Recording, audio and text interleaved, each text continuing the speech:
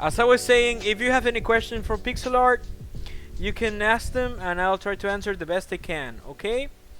And here's a question that I have for you today, chat. Um, what is your favorite October Halloween imagery cartoon? I used to like a lot Bill and Mandy, which has a lot from the Grim Reaper and demons and everything.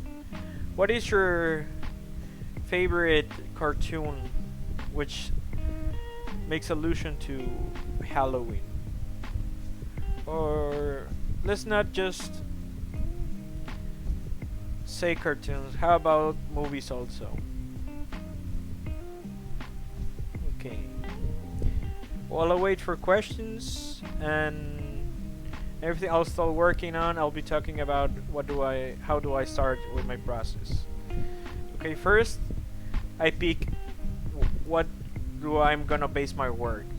When I have a prompt or something like today's over here, I I look for iconic imagery, and I remember ghosts in schools are really like an October thing that every year I wait for. So I picked this, and also another of the streamers of our studio just made one for Octobit. So if you want to see our other work, you can go to Etherlight MX at on Twitter. So you can see mine on my personal one, which is the first one to the left, and then is the one from the studio. If you want news from our studio, you can check it on the right, and on the left is my work as in Octobit, and also some pixel art from our indie game. So I'll start right now. First, what do I do with a character like this? How do I start? So I go from the head to the torso to the legs to the arms, and then I go doing the details. So because we don't have a lot of background here, I usually start background first and then the character. So I'm gonna start with the character today. Okay. So let's start with the head. So today we have these colors which are pinkish and black and white. Also yellow and oranges, and we're gonna see some blues because I'm gonna make this is gonna be also animated. So I'm gonna start from blue to yellow. As in, if you want to see the video, go and see. I think it's Hellbet. That's the video which this is from. There's is a third video from this guy who animates the Ghost in Schools. I can't remember the name. If everybody on chat, if anyone in chat can look at it, if you know it, you can put it there, please. So I'll go ahead and start. Okay, so his head is roundish, so I'll go with basic shapes, and I'm gonna go with a full black. Okay, there we go. I'm gonna have I usually use lines to see how tall my work's gonna be, just having an idea of how tall he's gonna be, if the proportions are right. I usually do these like with quick lines, and then I erase everything just to have a picture in mind of how I'm gonna work. Okay. Then I'm gonna go with the legs here, and I think he's too low, so I'm gonna make it a little bit taller. Okay, that seems about right. They're gonna make it a little bit smaller. Yeah, we can forget about this. I can start a new layer with another head and have this just as a reminder of the past.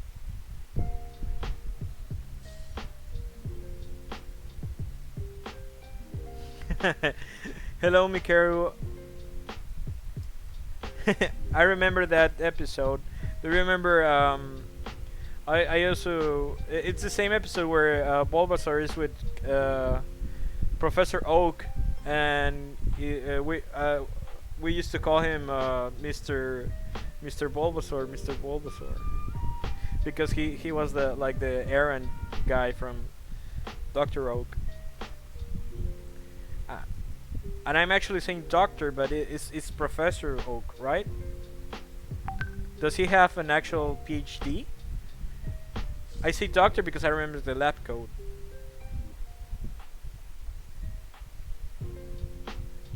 Yeah, that's what I thought. Yeah, he's not actually a doctor, right?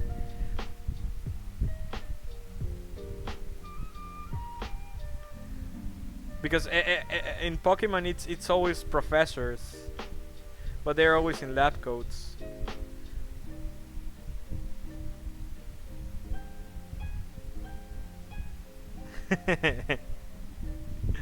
Okay, I'll get back to the process here. Um, I'll go from the head. He's actually like turning his head in a scary way, so I'm gonna do the details from the side, and I'm gonna do the eyes on another layer. Later, you're gonna see why. Okay. Whoa, what happened here? Okay. You pressed the wrong key. Okay, actually, I'm not gonna do it this way because I didn't do the other layer when I. There we go. Okay. Now we can start correctly. So I'm gonna go like this and this, and I think it's too big. The eyes are too big for the head, so I'm gonna make the head a bit bigger. Change layers so I don't work on the wrong one.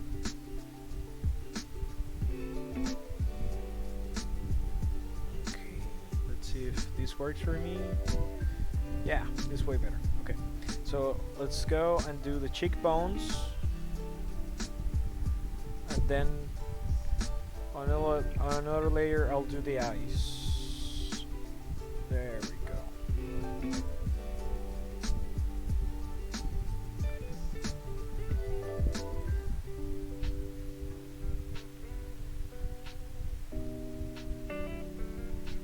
And again, if you have any questions about pixel art, you can ask them over here. If you want to tell your favorite movie from October, we can talk about that.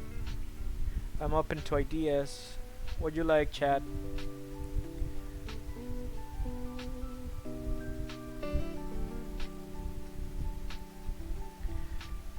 I'm starting to do a little bit of the glow from here, which I'm gonna put the preview over here so you guys can see how it's turning out on a smaller scale.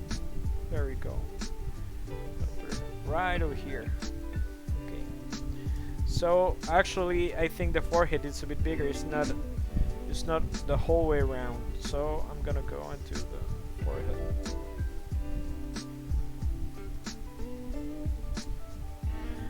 And talking about Ghost in Schools, it's all based on cartoons which are that use Halloweenish, scarish, like Scooby-Doo, and also it bases on, like, I think I don't know if anyone in chat remembers Canadian cartoons like Totally Spies. There's one was called Martin Mystery, which I really liked, and I wish it came back because Totally Spies came back on Netflix.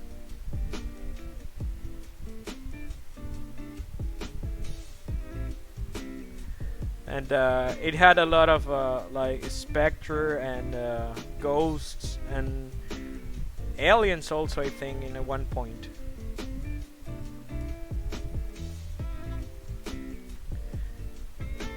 And if you know any other Canadian cartoons, I don't remember much, but I remember they used to be on here in Mexico on Nickelodeon.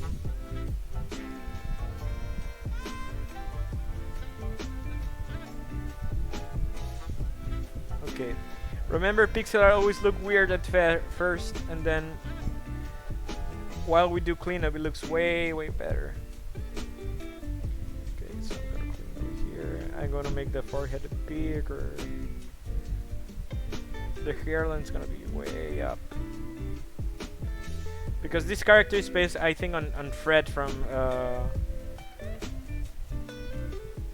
Scooby-Doo. And have you seen the reboot they're gonna do where they actually change Fred's concept art? Well, not concept. I mean, his looks. Now he's like a surfer with a brownish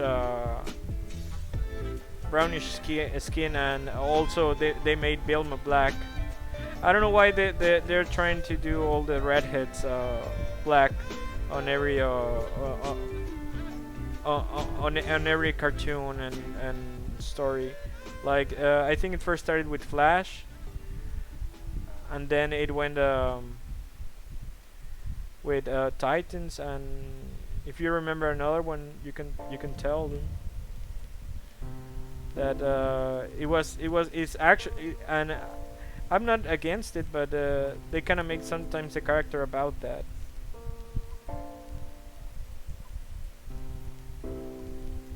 But with Scooby-Doo it's like weird because that's such an iconic cartoon, and it looks like a whole other people. Like Shaggy still looks like a hippie, but more like a college student, like who's going in a rough patch. And Daphne looks more like a scholar, like the girl who always raised her hand to answer. She looks more like a girl that studies more like Hermione-ish kind of character, on based on her looks.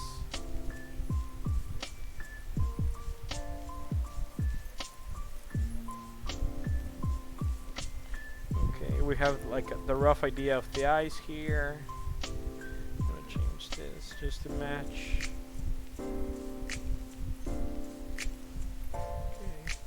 I made the glows way too big. Okay, from afar, it kind. I don't like in full crosses.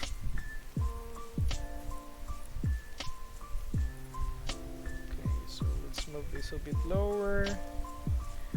The hair, it's not right, but it's getting there.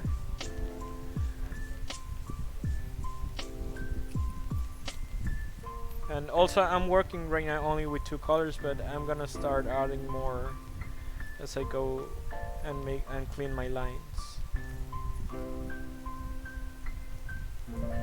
It's always hard, everyone has a hard time doing hands. I have a hard time doing hair.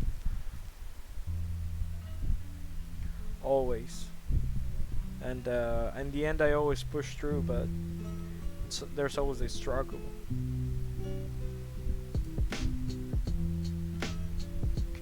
I think I need to move the curve a little bit more.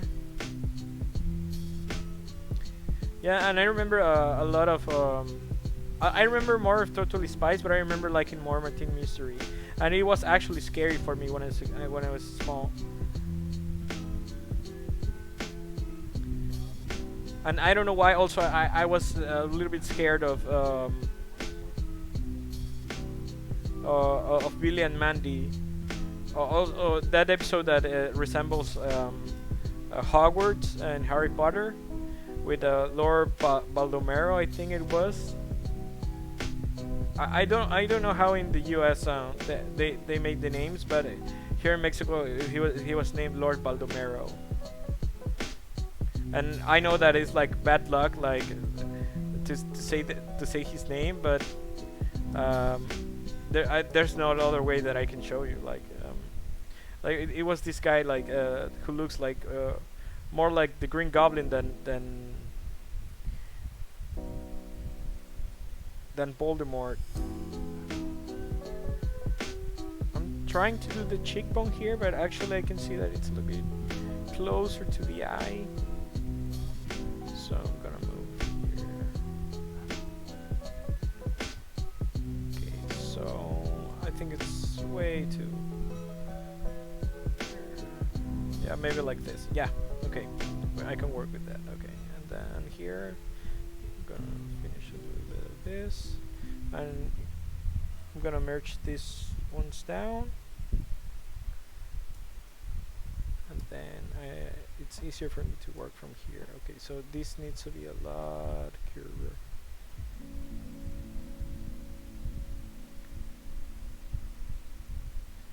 Okay, so I have to add some hair here. This is where his hair's part sides.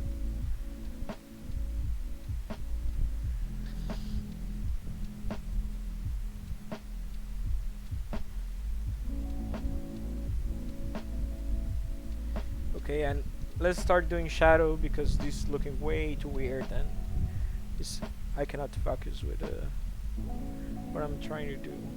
Okay, that, yeah. So let's use this one for the hair here. Okay, that's way better. Let's do a little bit of line work from below to the top. Okay, maybe this a bit more. Here, actually, I'm missing one of these with these bangs. Okay, so let's redo this in 2.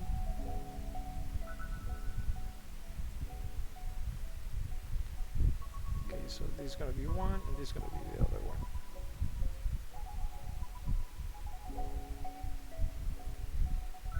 They're way too close to the eyes. Okay, there we go.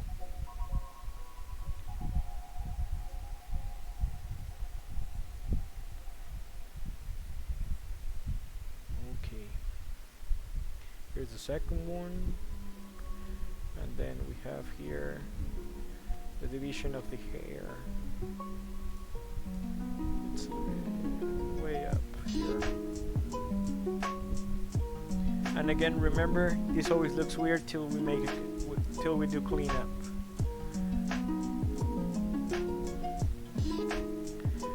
Also, you have any questions? Or do you want to know any kind of process, you can ask. I'll try to do my best to answer your question. And if I cannot, I can refer you to a place where you can find it.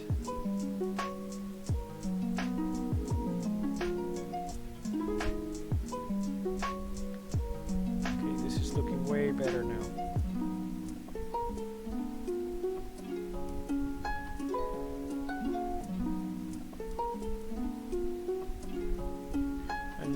I'm gonna do the eyes a little bit smaller here. Let's go like this. Yeah, I like this way better. Bit more menacing. Yeah, and I'm gonna use this just to make them a little bit roundish.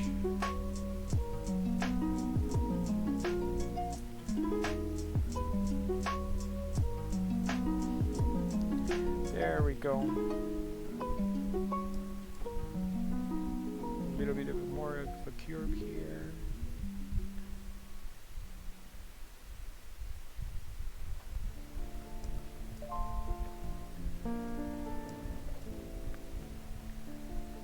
Okay.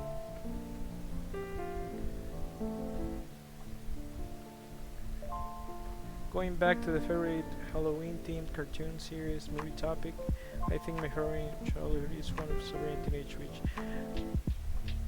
You mean the cartoon? Where I think it's also Canadian, because there's one called well, I don't know the name in English, but it was Dientes de Lata, and it's also from this I don't know, it's the same studio, but it's the same TV chain from Canada. Here in Mexico, we got a lot of cartoons from Canada, which we didn't know they were from another country from the U.S. Because they were everything was on Cartoon Network or Nickelodeon or Fox Kids back then. Because actually I remember that.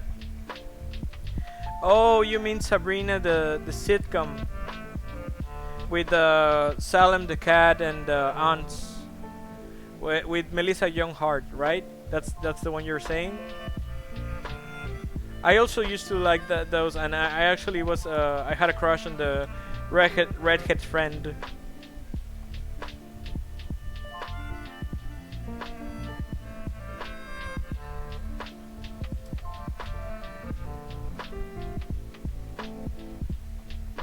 Okay, having a better.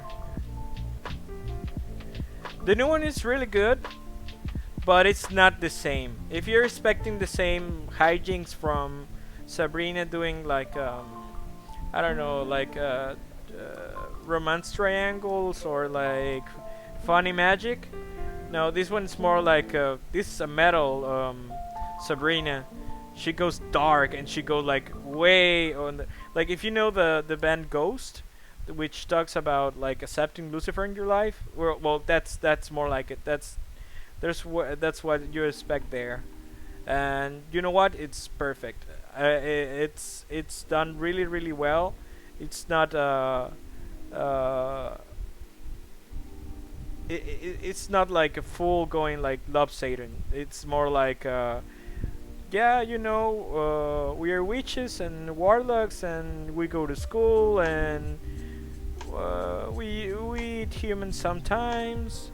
It's like normalizing what witches do, just like common basis. Like Catholics go to mass on Sundays, and witches eat kids for birthdays. So something like that.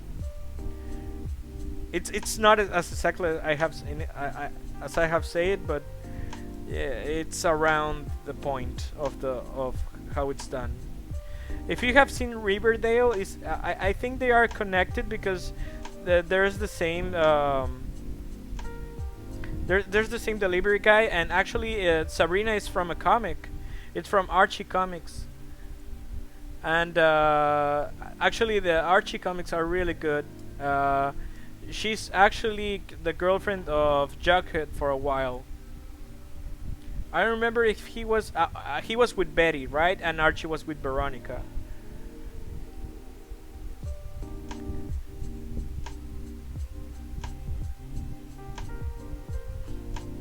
Yes, there's actually a comic that I like. It's called Jughead. Let me see if I can find a quick picture to show you. It's Jughead Werewolf. There's a whole going on a whole other stuff going on Riverdale on the comics. Let's see if I can find it a little bit here.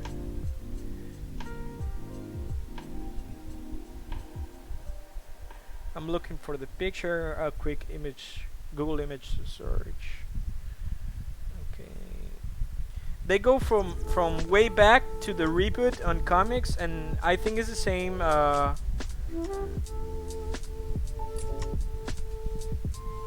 It's called Jughead the Hunger. It's the same publisher from Ninja Turtles, and I think Walking Dead. I'm not sure.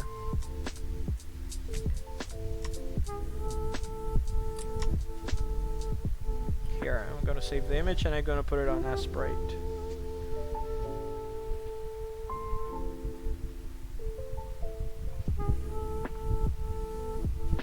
So you guys can see it. That's the cover of the first one, and it's a bit pixelated here, but yeah. This is like the idea, and It's from Archie's Madhouse Presents.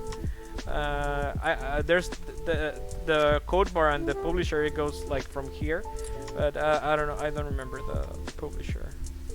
And there's actually a lot of different covers, and it goes from way back.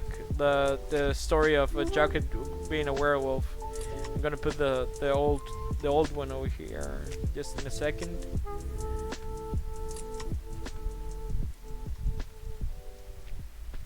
Yeah, this is the old cover. This is from the old Archie comics, like the 50 cents one. Wait just a second here. There we go. This is the old one. It's Archie Comics Group, and this actually was, I think, 3.99 cents. And actually, it was published on the 1st of October.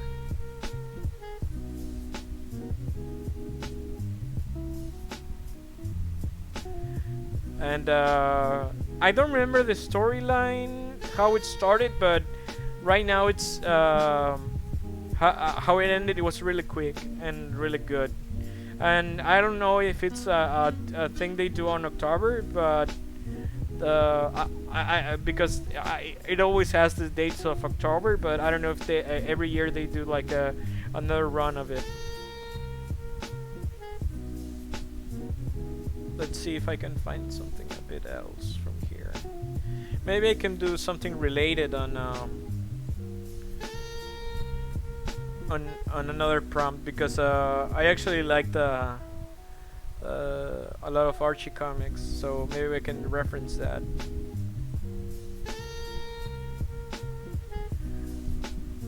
Okay, let's get back to work. But yeah, Archie comics are really good. If you like stories like Slice of Life, like in anime, it's Slice of Life, where it's like a day in the life, where Riverdale is kind of like that, like a day in the life in Archie comics, and you have the hijinks. And what I like from Archie is that they don't forget anything. Like if they go, like I don't know, like 30, I don't know, a big number of arcs, they reference like comics from way back. But they don't do it in a way like if you have to be in there in the old run to remember. They kind of explain everything, and they do exposition just right. Because I remember how they do it on DC, where they are like, if you want to see this comic, and you can start from here and see what Batman's talking about. They kind of do like that. Like they put in a little white square. What are they referencing on that page? And they put like the story starts on Flash number 1, and you're reading like Batman number 12. So you don't know, like, if you have to read 1 to 12 from Flash. I know, because I do read them, but like I can see that how someone can get lost really fast. And I'm gonna do a quick line here just for reference, because I'm getting lost with the what I would call the sideburns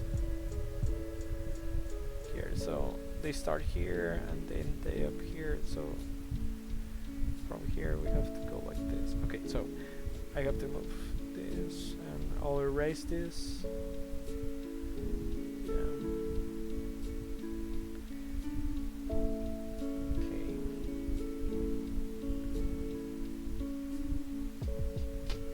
Working with silhouettes on pixel art, it's a bit hard sometimes, because sometimes it doesn't make sense on your head till you have like the perfect shape, because your lines are getting messed up the whole time.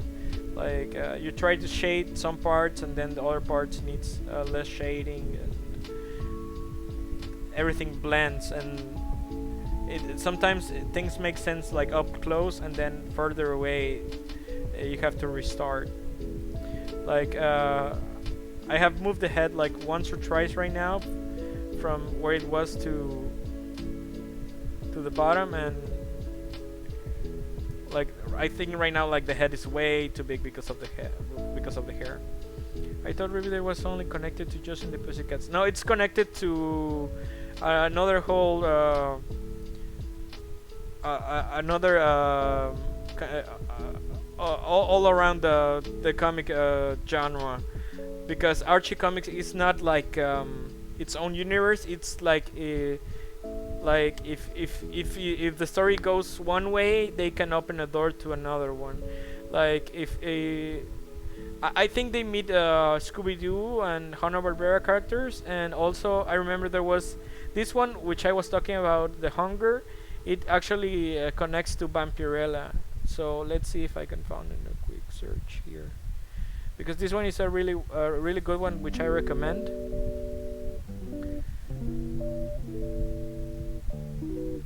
And here I'm putting on stream right now. Wait, where it saved? Okay, it's not an actual image, that's why. Okay, open image in here next. There we go.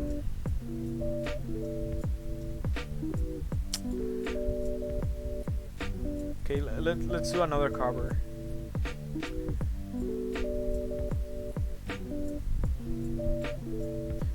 Okay. This is not the main one, but this is a variation of the first one. I think this one is actually really like a rare one. Where do I save it? Damn it.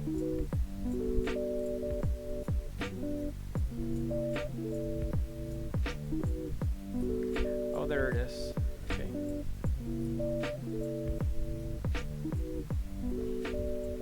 Yes, this one. It actually connects directly to Vampirella. So Jughead has dated a witch, and I don't remember if he dated if he dated her. I mean Vampirella. But actually, comics like do crossovers from all around. I have one like from Power Rangers and the Justice League also,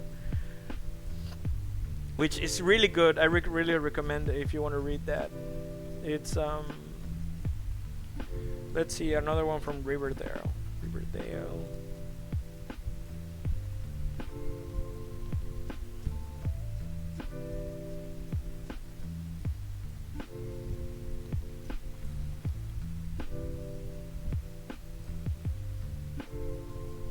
Let's see if I can find something here quick.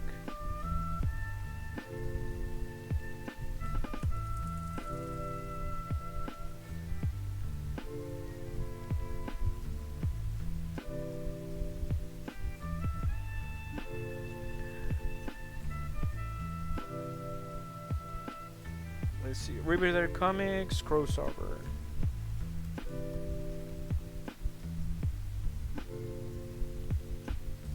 They actually meet Batman.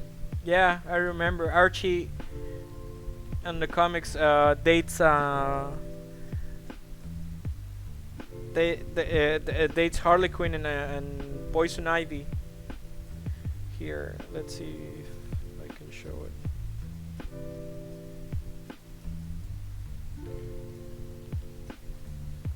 There's a really famous one is Archie and Predator. Predator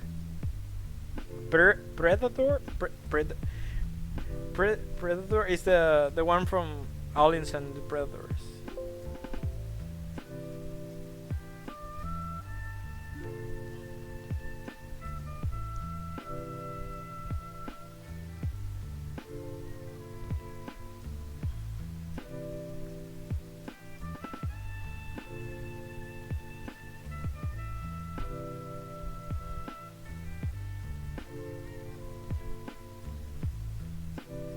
There we go. Yeah, he meets Harley and Poison Ivy. This is Veronica and this is Betty. This is Archie, Harley obviously, and Poison Ivy. Another one, a good one. They meet comic book characters from all around. They meet Batman and Robin, the Ninja Turtles. They actually meet one's Kiss, which also Scooby Doo do. Actually Scooby Doo has a movie with Kiss, and they go in a portal with singing "I Was Made for Loving You." It's actually like a famous scene where Kiss start playing "I Was Made for Loving You," and they go in a huge guitar like in a spaceship. Really weird. Okay, so I'm gonna put a lot of here comic book references from shows, and that's the last thing I'm gonna show from Archie, because I need to go back to and work.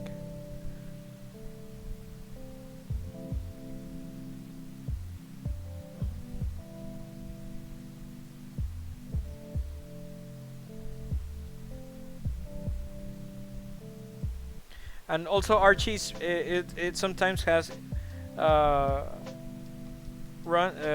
actually runs made by other comic book publishers. Like here's one from the X-Files. It's kind of like, let me see if I can find it on a higher res scale.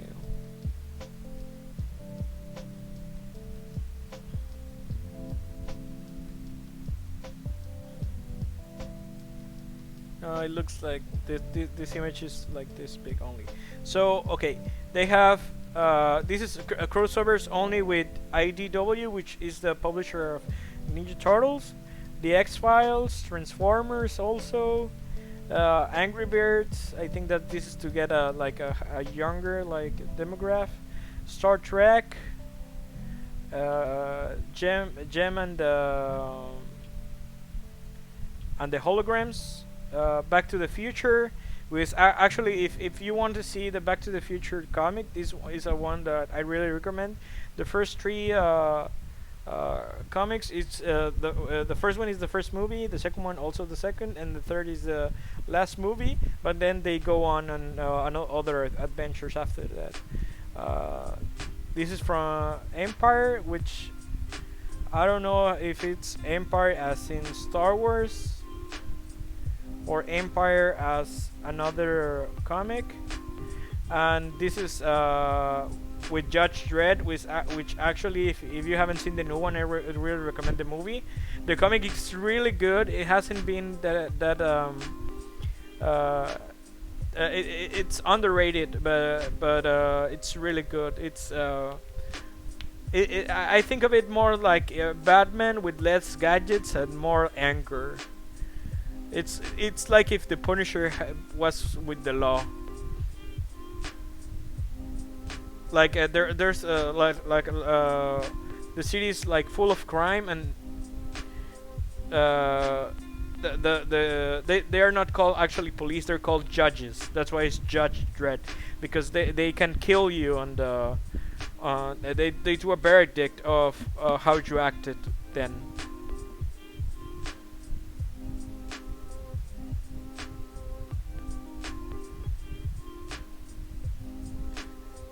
Yes, and this is only from IDW. If we go DC, we'll never end. We will see like Batman.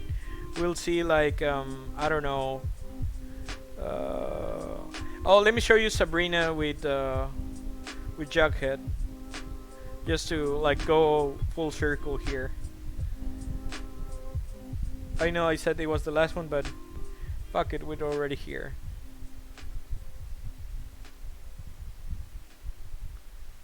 Actually, they meet both Batman and Ninja Turtles on the same comic also.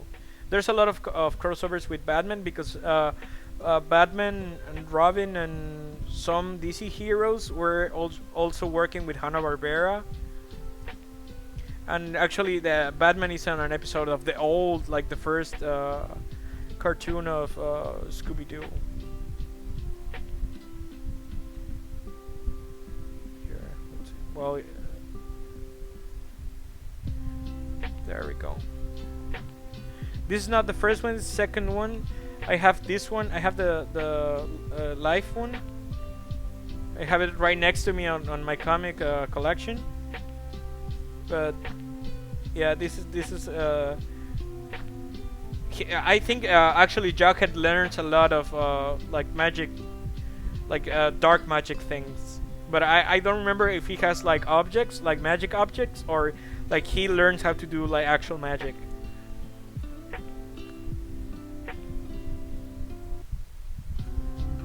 And this is the new like style for Archie. I think we have here.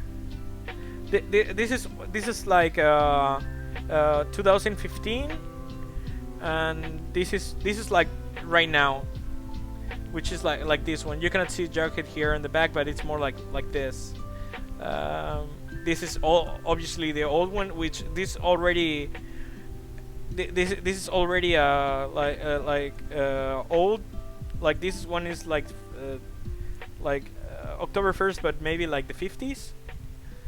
But we have this also in Archie Classics, where it's new comics but with this style, and they actually cross over with the new style in some comics. It's kind of like a classic Sonic and Sonic from Sonic Adventure situation, like in the comics, that they meet once or another. Which one? I think actually there was a comic talking about Sonic with Sabrina and Sonic. Let me see, because when you talk Sabrina in comics, it gets weird, like really, really like underground. Let me see if I can find it. Here, yeah, this is the one. Yeah,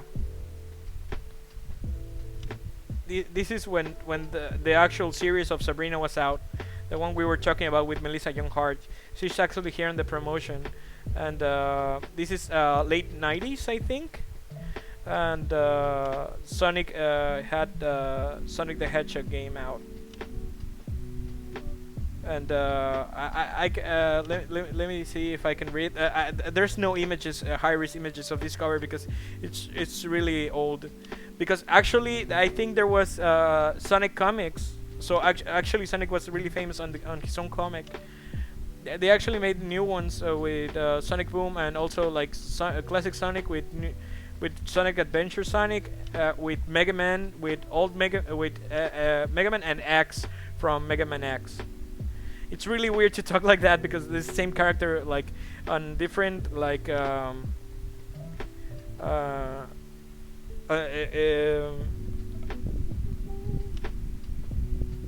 okay, let me see if I can show you the Scooby-Doo like video. I won't show you the song. Yes, there are Mega Man comics. I'll show you first the Mega Man comics, so because I already have opened the Google image search, and I'll show you right now the Kiss video. I'll show you just a clip of it. I won't show the whole thing, and I won't put music because I don't want it to be flagged about it. Okay, let's see, Mega Man. I'm gonna put the chat on left, so I can still see it while searching, because I have it on the same screen. Okay, I'm gonna in a few minutes I'm gonna take a quick break, just like 2 minutes, just to get some water. I forgot to put it next to me while streaming, because my mouth is getting really dry. Oh, something cool also that I didn't show you first before I get there. I remember it right now, is that if you see from far away the camera from Archie and Poison Ivy and Harley, because it was like a dangerous situation for Archie, there's actually you can see a skull on the art, like there was actually a symbolism of this, because the eyes are where Veronica and Betty, like Archie was in danger to lose both of them, because I don't remember, he was like on a romance triangle, if we look at it like that way. Yeah, that was like an Easter egg, like in comics, like one of the few that I can remember from cover arts. And I think this is actually one of my favorite cover If I'm right, this is from a Mexican artist called Edgar Delgado. I think the same guy who does the Spider-Man um, the covers, like Amazing Spider-Man covers. So let's see.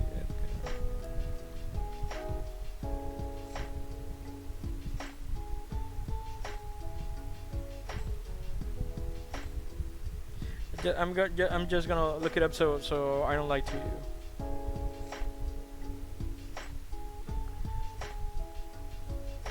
Yes, it was from Edgar Delgado, the same guy who did the first cover of Amazing Spider-Man #1. Uh, it's the same sketch artist, not the same inker. But if we look at similar work, I think like Nerds versus Zombies, which I also have #1, has the same art. I'm just curious about this before I show you the comic. I actually met him on Mexico City when I went to La Mole convention.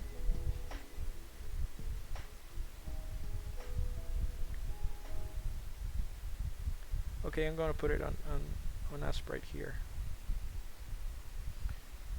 Damn it! I hate to do this to you guys, but it's a low res image.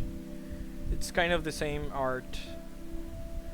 Oh, I wish I could show you way better.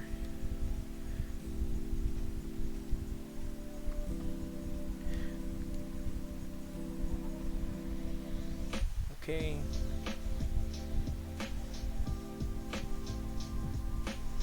Let me see if I can find like a higher res image quick here.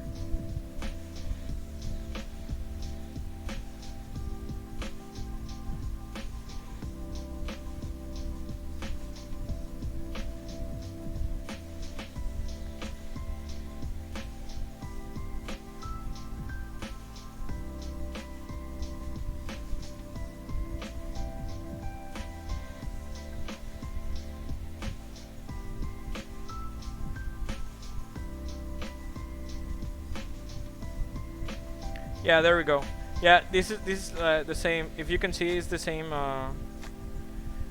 The same details on the faces as in Archie on the 2015.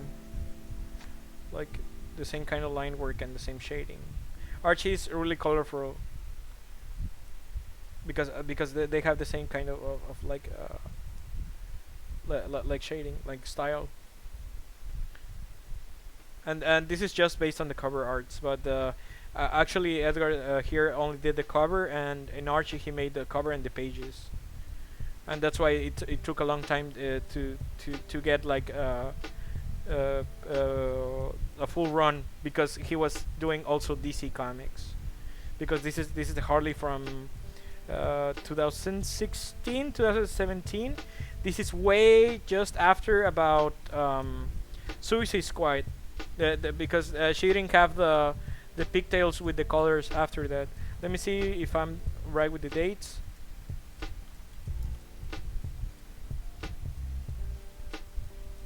I'm never gonna finish this pixel art.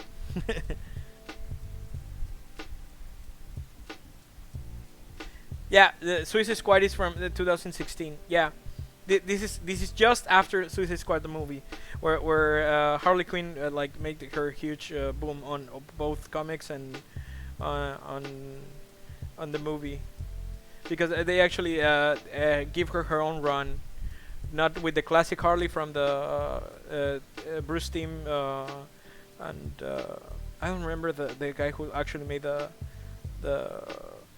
who made Harley.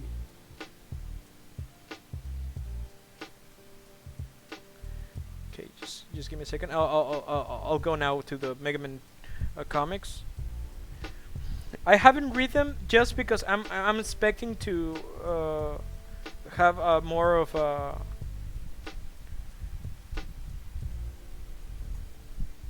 of the run to see at the same time, because I hate reading comics and waiting. It's just like anime. Like If you wait for an anime episode, it's just 1 week. But if you wait from a comic run, it's from month to month.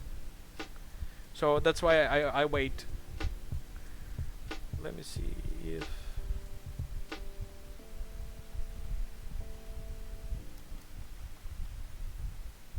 Just a quick search right here.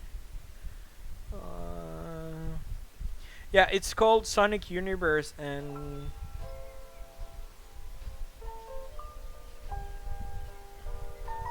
it's called Worlds Collide Sonic Universe comics.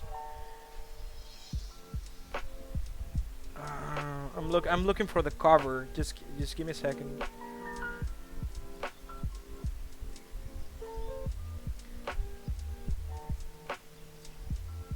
There's an iconic cover which has a lot of Capcom.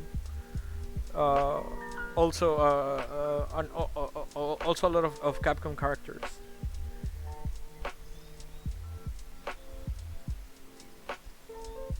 It was actually a huge deal that they have both of them on the same What up? on the same comic. Hey, Dano, what's up?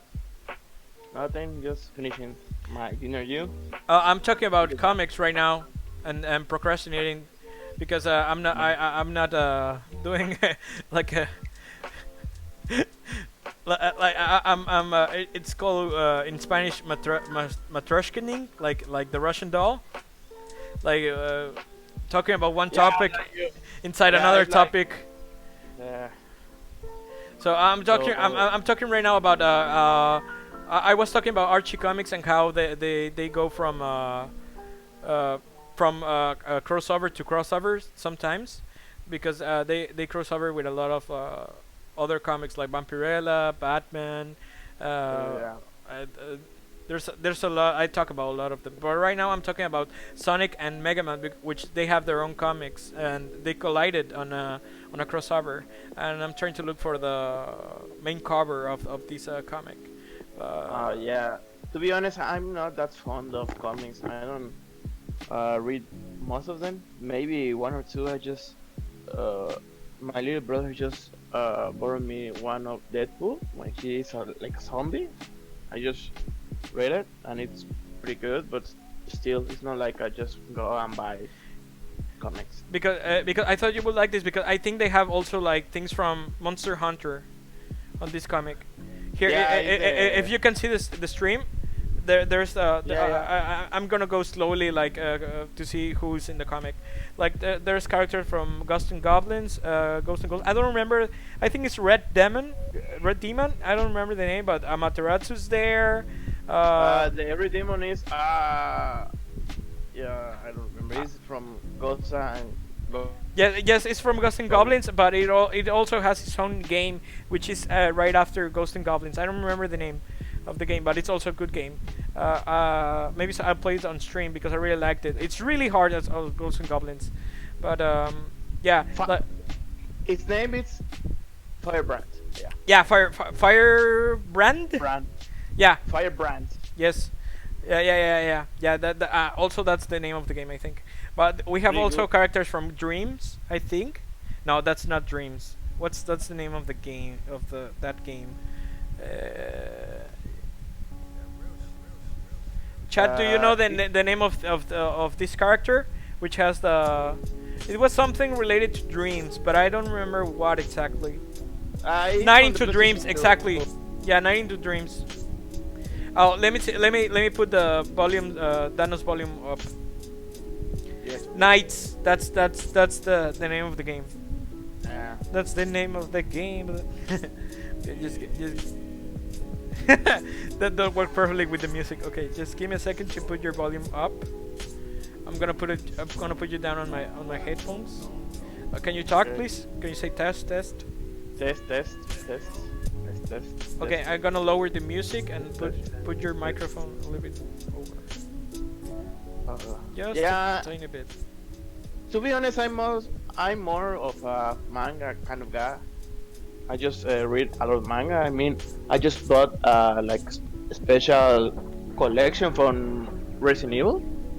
the one that introduces Pierce from Resident Evil 6. It's pretty good, pretty good. Okay. And I have a lot of more mangas like uh, I got 3 from Zelda. I got a few from Resident Evil. Oh, there's a new collection. It's the first collection ever made for Monster Hunter. It follows the story of a nameless hunter. So you can actually watch like a little bit of lore, and that's important because Monster Hunter lacks of lore. To be honest, it's just like a You know game. the name of this both of these characters are from Monster Hunter. Yeah, just the top one. The one on the right, this the one? black one is the blind one from the far back. I don't remember his name. I mean, I think it's. Let me see. Uh,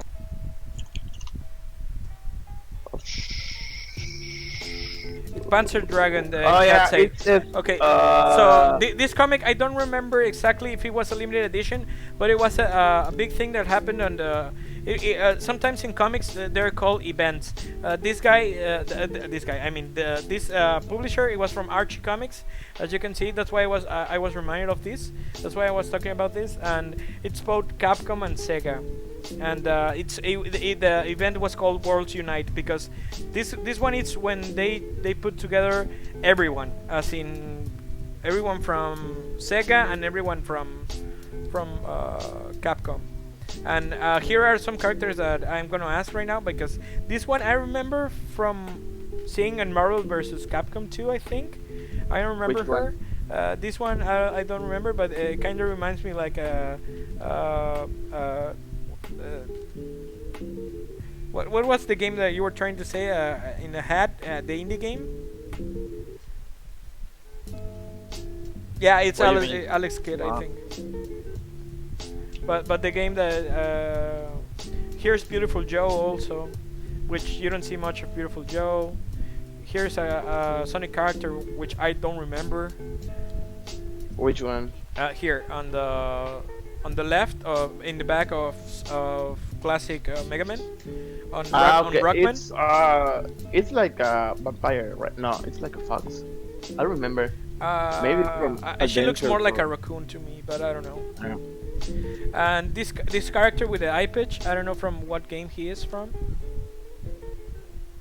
Yes, she's a raccoon. Confirmed on chat. This is an event. Okay, so comics goes from time to time doing events. Like right now we have on DC the Doomsday Clock, which is an event of crossover from Watchmen and DC, and it's announcement they make from a big thing that's going to happen. And then it's own run like for 5 to 6 to 7 comics, and they go back then to the main line of the comics, and they don't actually like do a whole deal about it when they go back, but they make references to it. Like there was this thing on DC called DC Metal, where they went on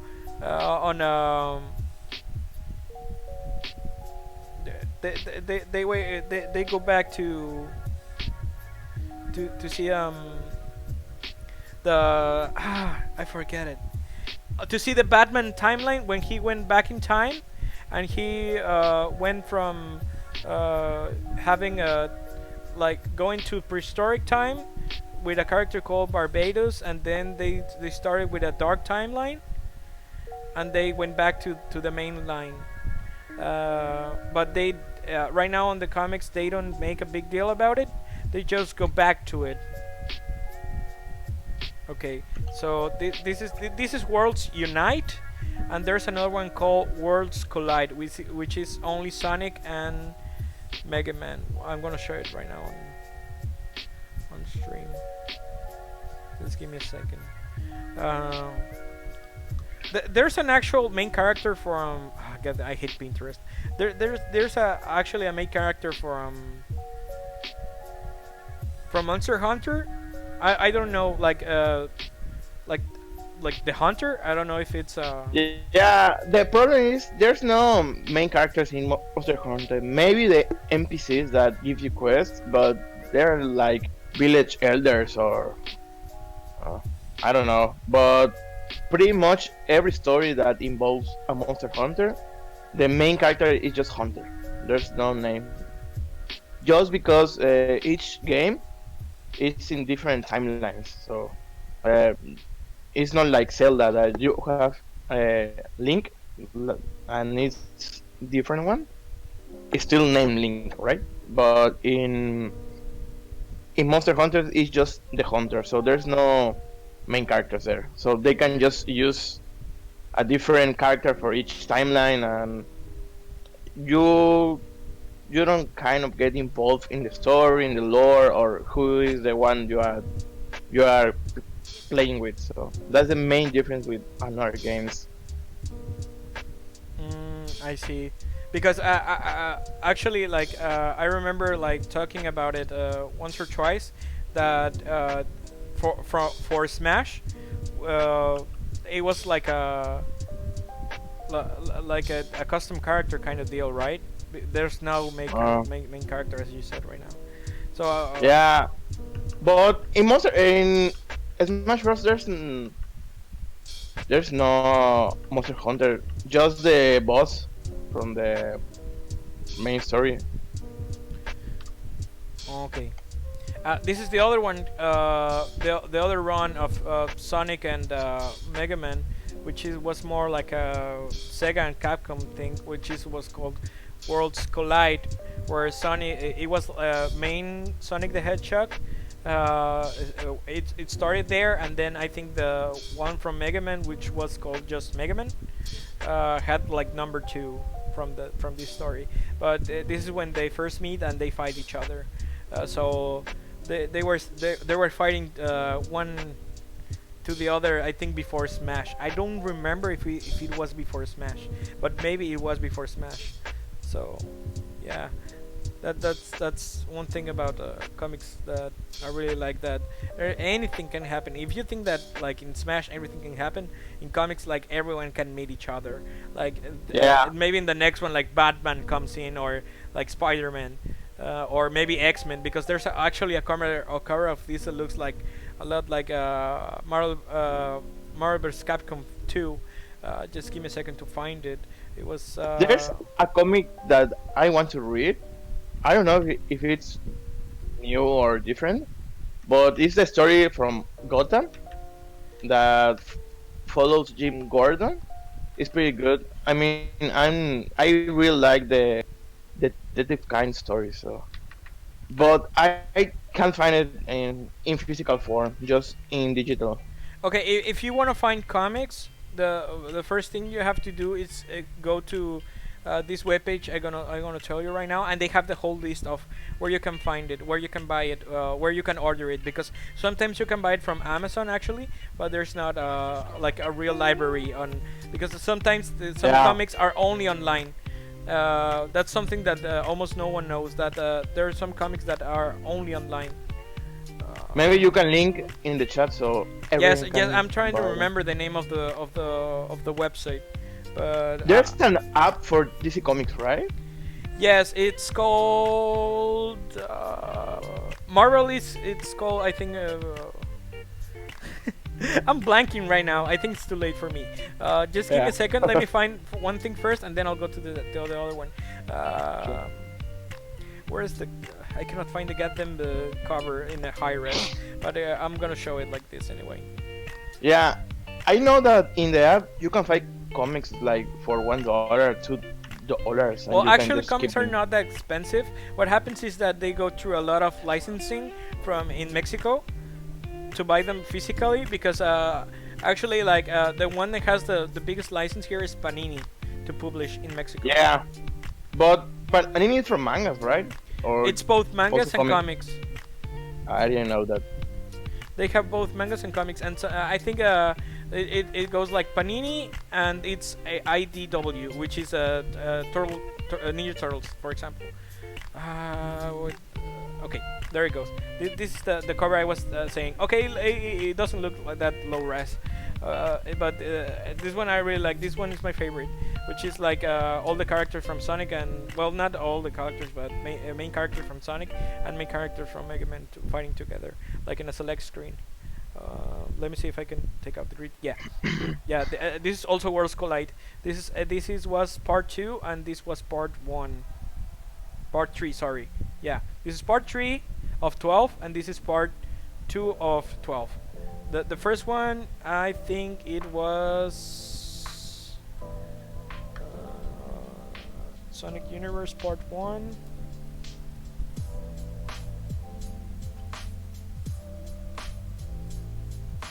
Yeah, Part 1 didn't have Mega Man on the cover, I think. That's why it's not easy to find, because I think it started not being like like until the very end. They didn't know if they were going to put Mega Man. It was someone from Capcom, but I think it was like first they tried to do like Street Fighter, and then they went to Mega Man. I don't know the whole story, but it was kind of like that deal. Because actually, the first Worlds Collide, it wasn't with Mega Man. Just give me a second to find it. Worlds Collide Part 1.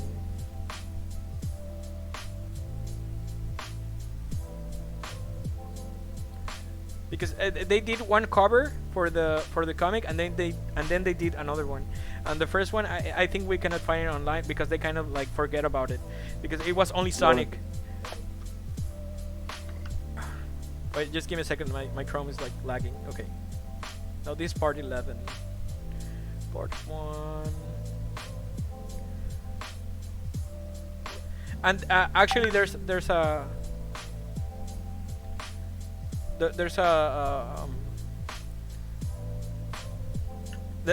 there's one volume of these 12 where they both Sonic goes Super Sonic and Mega Man goes Gold Armor.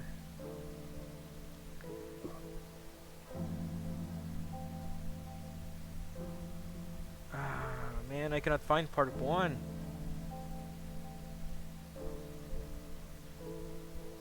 Like this one was the one that they did after the first one. I'm gonna show it right now on stream.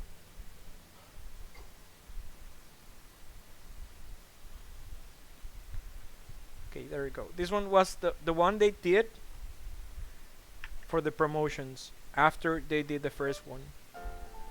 This one was part 1, volume 1, and then they changed the style for the next one. For this one. Sorry, this one. Yeah, this part 2.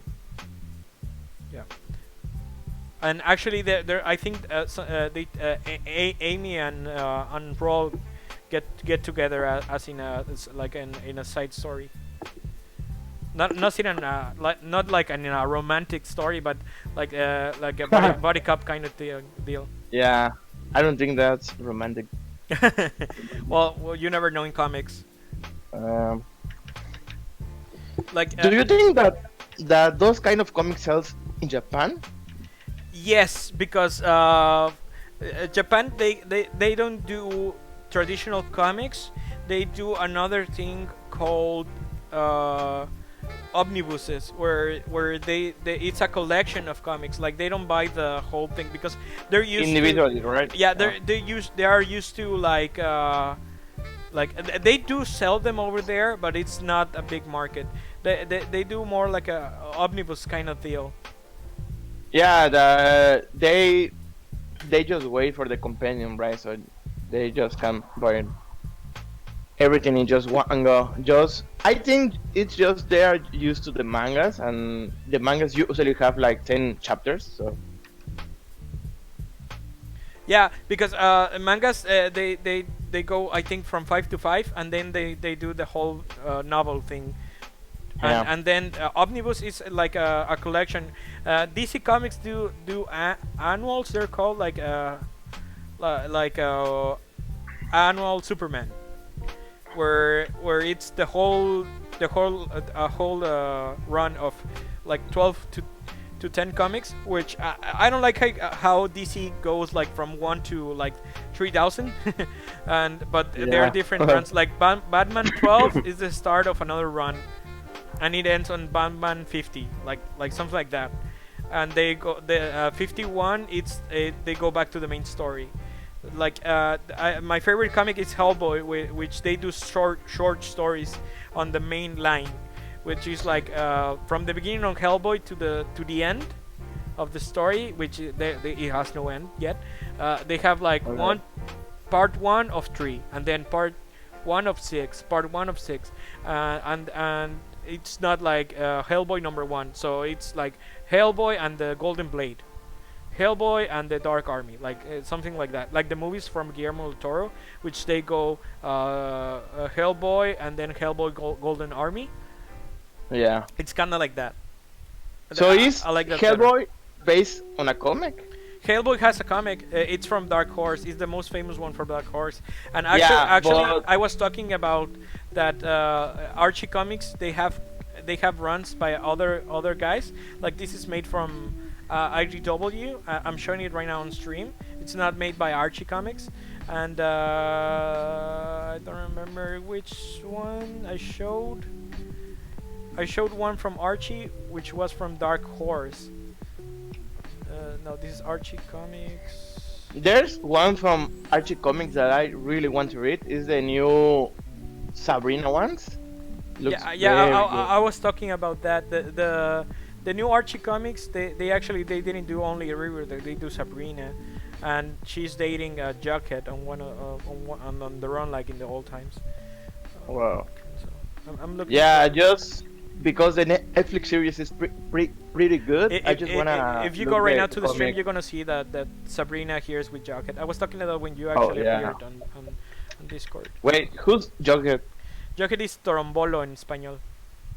But who's that? I don't know. From Riverdale. Can you see the hat? Do you? Yeah, I do. A guy from the actor who plays him on Riverdale is called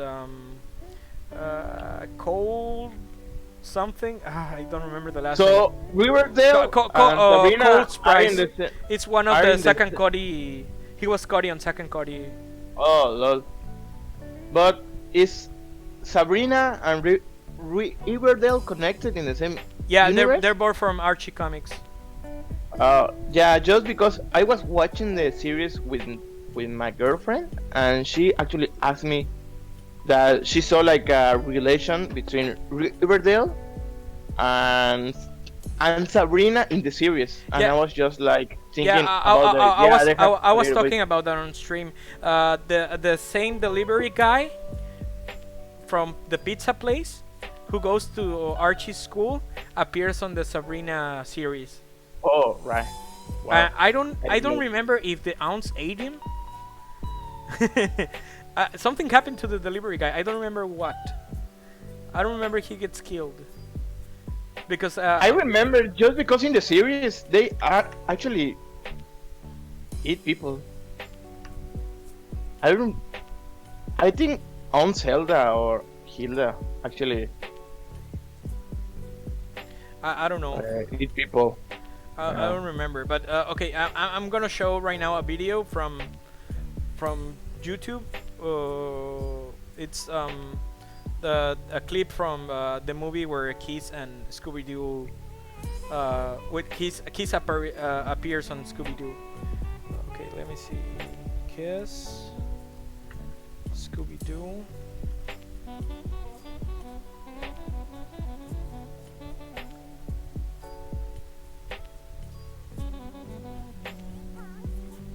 Okay, let me mute it. Okay, I'll put it on my left screen, and then let me see if I can show it on OBS.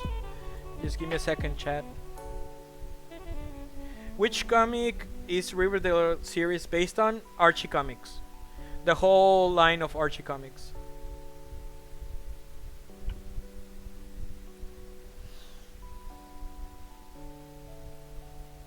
There's actually a comic named Riverdale from Archie Comics. Yeah. There's also a series, right? Yeah, yeah, that's what they're asking on chat, because the series is really good.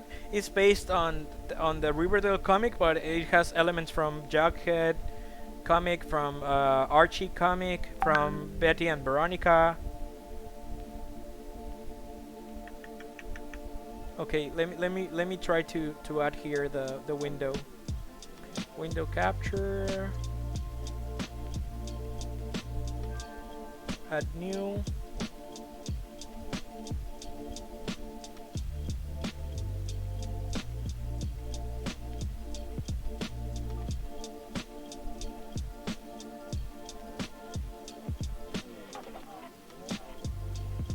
Just give me a second. I'm trying to add it on sources.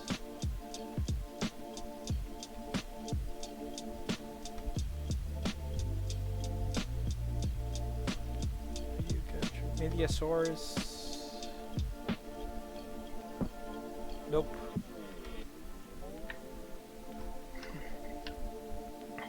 Display capture. There we go. No, that's the whole thing. I don't want to show the whole desktop. Browser. Okay, there we go. No, you're still watching the whole desktop.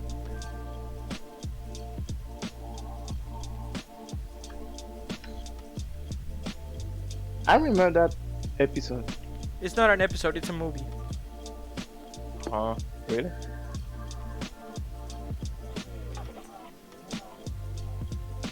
They are actually the real deal, right? I mean, the voices. Yeah, it's actually like Star Child and Gene Simmons. I remember when I was watching Supernatural and the Scooby Gang just showed up. It's a really good crossover. Okay, I'll just show the full screen on desktop. I'll turn off my WhatsApp so I don't have right now notifications. Okay, so let me see if I can show only the desktop. Okay, you can see the desktop here, guys, in chat. Yeah. Yes. Okay. Yeah. I checked on OBS. Okay. Okay. I'll just show you the video, which is actually like Star Child and Gene Simmons, and they actually take, I think, Scooby, and they are saying right now, like, with the power of music we can do everything, or whatsoever. Like they actually like appear their instruments with magic, and like the kind of a pick of destiny appears on Gene Simmons, and he start playing bass, and he's like the I was made for loving you, baby. You baby. Yeah. I remember that. Yeah, if you want to see it, I'm gonna link it in the chat so you guys watch it. But it's really cool, and it's the full song. It's not like just a piece of the song, but it's like way cool, and the movie goes way crazier.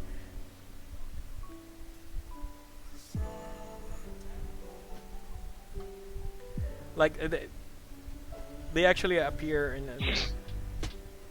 like in like in space, like on the old comics of Doctor Strange, like in space, yeah. Yeah, and there's like an evil witch and something like kisses are actually they're not like only musicians, they're like warlocks or something like that, and they have like magic and it's all sorts of weird stuff. Like I remember there was a movie where there was like a goth girl band, I don't remember what, and they sing "I'm gonna put a spell on you." How much did I have to pay for them just to appear in a kid's shop? Just imagine how much. I don't know. If checking in WhatsApp if there the other guys are saying something to us, because I don't have it open, so no notifications are shown on my desktop. No. No. Nothing? No new messages? Okay. No. Yeah, but they actually are like chasing Scooby and Shaggy, which also has like magic clothes from Kiss. Shaggy has, I think, the some pants from Gene Simmons, and Scooby has the boots on the paws of their hands. But they have like a lot of stuff, and everything needs on rhythm as the song. So if you want to check it, it's really really cool.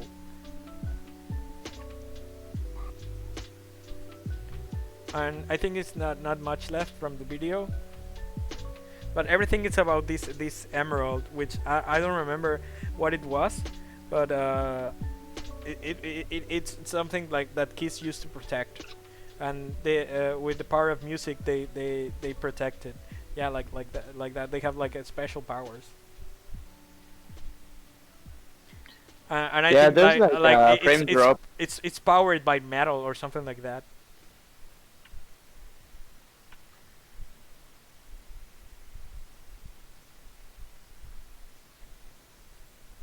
Okay, that's it. That's all I'm gonna show. Well, it's the whole thing actually. Okay, so let's see. Let's go back to gameplay. Okay.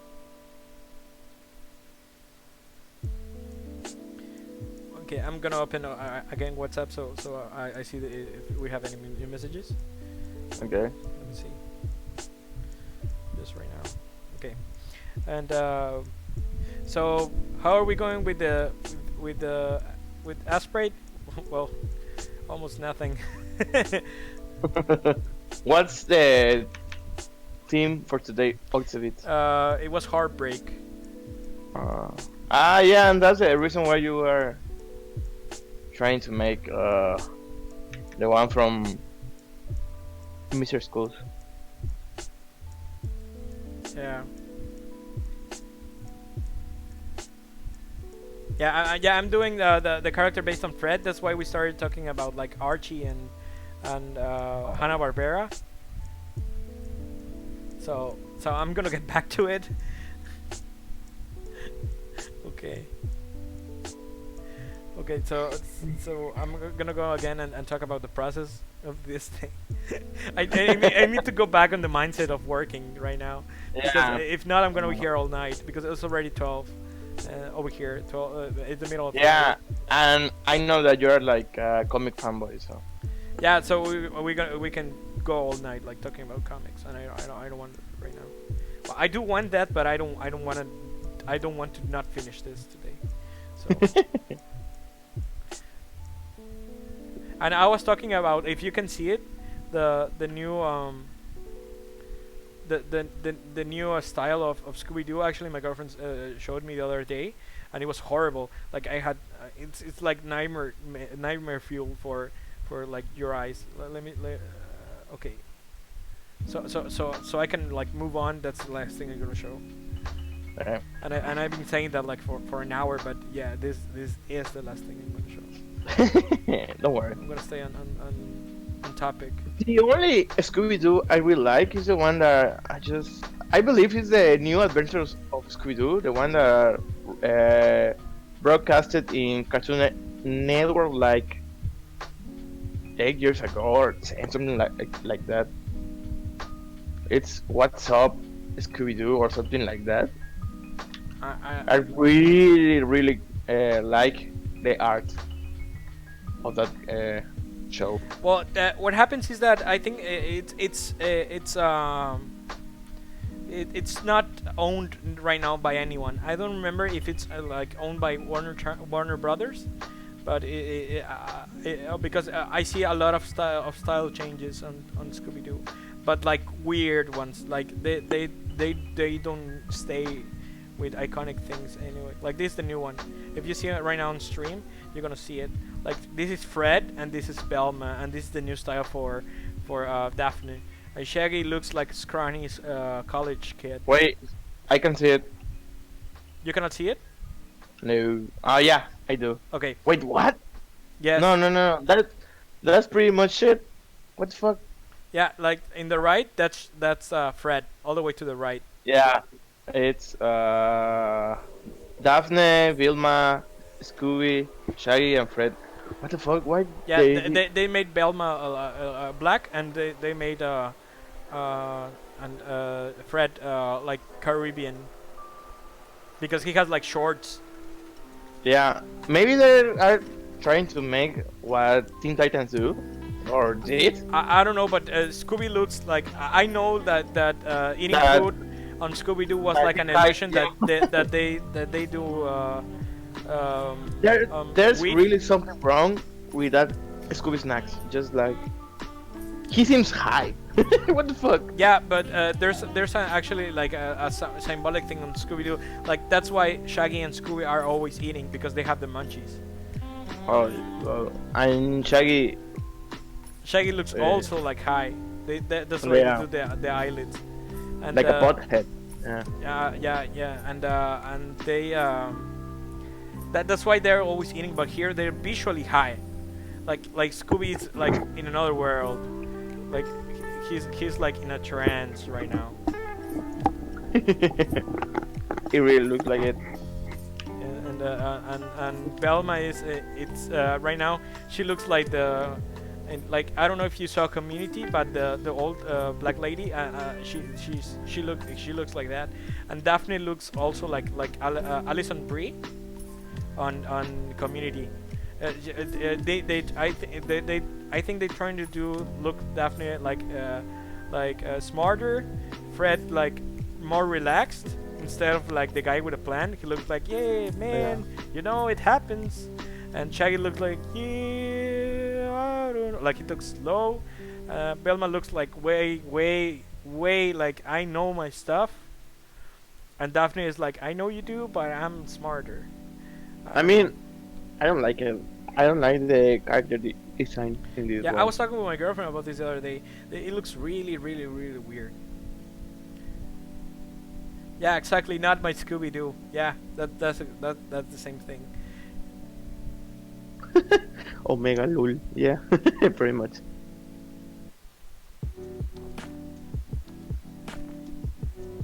Yeah, it's horrible. Like I don't want to see this anymore. Okay, so I'm gonna go back to. I'm gonna take this away. So okay, yeah, and I was actually talking that every October, sorry, we see another part of the story of Mystery Schools, and I cannot wait for this year's because this year I think it's the conclusion, is the last one. They see they show the whole thing, like they explain everything. Yeah, but they released a video like 3 months ago, right? The one like I don't remember the name of the song. No, But it's like the no, it's prequel of the videos. I don't know. I actually don't know. I'm gonna see it Let right me now. just- Can you put it on chat? Right. Yeah. Daphne. Yeah, my it's wife. Hellbent. Actually, Belma's my wife. Like old Belma. No, not this. I'm not talking about this horrible thing I just showed. Well, no, Hellbent was released 12 months ago. What the fuck? Yes, I'm telling you, it was last year. Dude, I remember just seeing this like 3 months ago. No. Man, It I'm was just it was last year, and Dude. I remember because I was actually like I did follow this guy on Tumblr before Tumblr died, and he put there's where I see that the next one was gonna be the last one, and I saw it on May this year, I think, and he was saying that this is the conclusion of the story, and he was thankful for everyone who paid attention and loved his work. Do you think he's getting paid? I don't know the story, but I know he doesn't do the songs. He just do the animation. I know. The song belongs to Mr. Schools. Mr. Ben is like a artist That's his started. name. Yeah, Mystery Ben. Because I was talking on stream of him, but I didn't remember his name. I knew it But, was something yeah. like that. I was thinking about Star Wars, but I didn't know like it was Luke or something. No, I mean, it's pretty good that he's actually doing official work for the band, but it just I gets don't you know if it's wondering official. it's- I don't know very- if it's official. It is just because he's actually verified in YouTube, and the band actually uses his artwork for his for his albums. Oh, I see. So it's he. So he is getting paid. That there's no doubt about it Yeah, because probably. there's no way that they're like you know what, you have to pay to make these videos. I don't think Yeah, and he would make them. also, I think you get, well, he gets the exposure, so maybe Yeah, but other still, people. like that's just too much.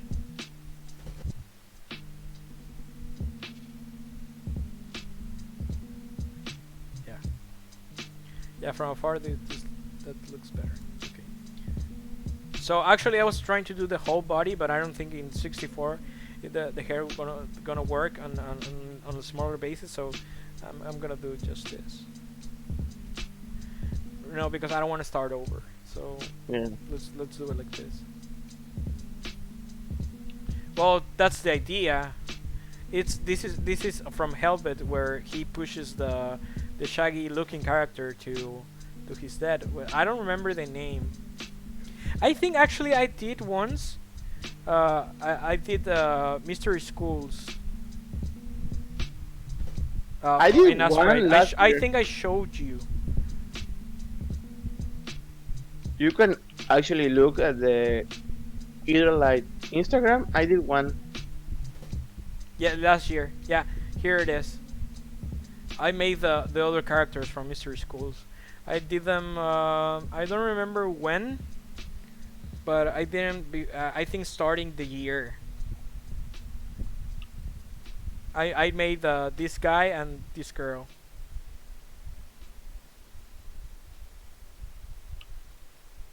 Oh yeah, nice. What are they firing in chat? They're saying that Suicune is stronger than Bilma. I'm sorry, that Daphne. Well, they're saying let's fight, bro. Charizard, choose your Pokemon. Oh no, that's no, you fucked up, Garaleco. That's not. I have played Wall Golem actually before on Pokemon, and I just win once or twice. I haven't like fully win the whole time. Okay, so let's see. So this guy, I don't remember the name, but I think he was Victor or something. Let me do a quick Google search of the names of mystery schools. I don't think they have names. Mystery schools. I see Or Victory schools, right? Mystery school. Yes, they do have names. Mystery schools, characters, names.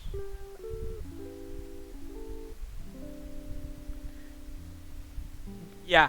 The guy on the with the yellow hair, it's called Arthur.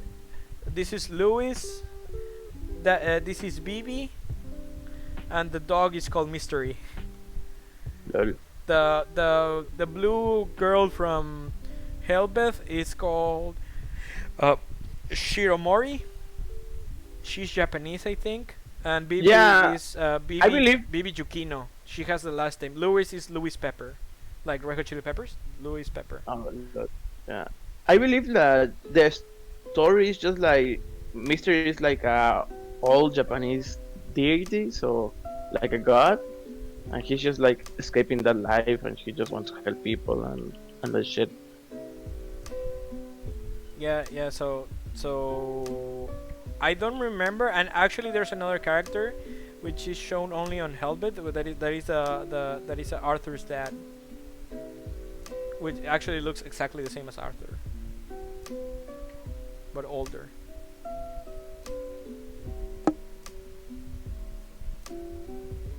So I'm trying to do right now the torso, and I'm failing really hard because he actually has like bones, like the rib cage, like outside of his suit. Lol. Well, what? Yeah, have you seen the original, like he has his The concept now.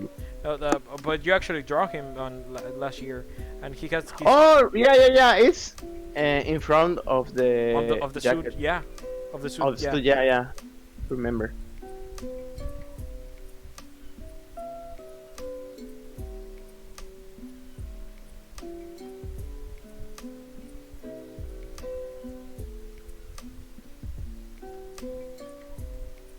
next stream you can draw something about Malcolm in the Middle. Maybe I was a really big fan of Malcolm in the Middle. I was actually a big fan because I saw Malcolm in the Middle. I saw Breaking Bad because it was the same actor doing that, and that's one of my favorite actors. Frankie Muniz was also my favorite actor from the 90s. I saw a movie from him, and then I saw Malcolm, which was Big Fat Liar. I think the movie it was that was the name of the movie. It's really good. It was with Amanda Bynes when Amanda Bynes wasn't like crazy and drugged. Well, before Amanda Bynes like crashed, I think, and had a DUI.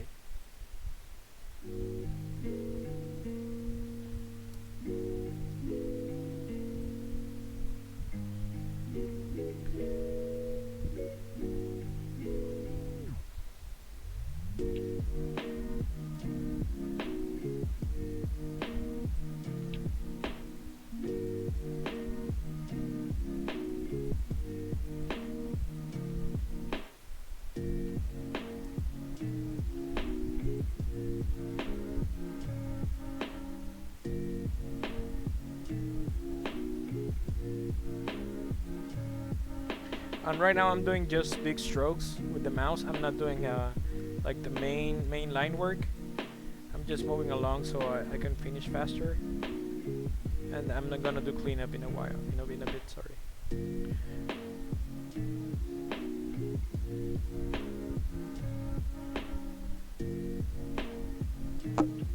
No, the blue guy is Paul Giamatti.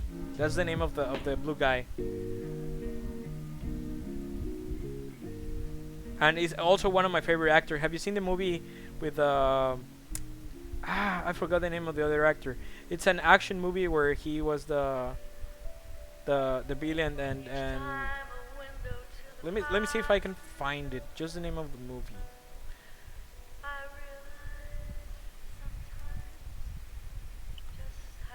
I think it's called Catch Me If You Can. I don't remember. Paul Giamatti. It's Giamatti with a G, like Giorno. Giorno Giovanna Giorno Gumenaru. Giovanna. My name is Giorno Giovanna.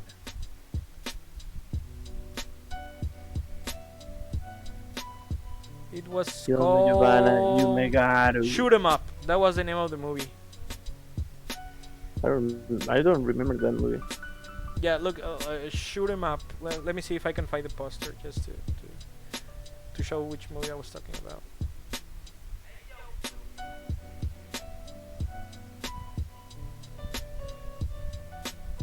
It's a really good movie.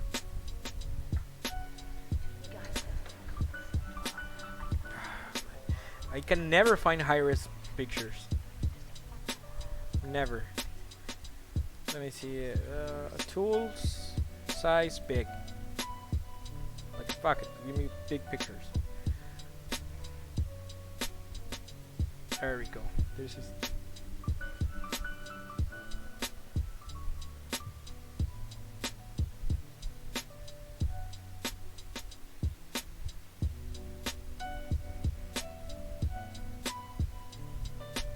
Yeah, this is the poster.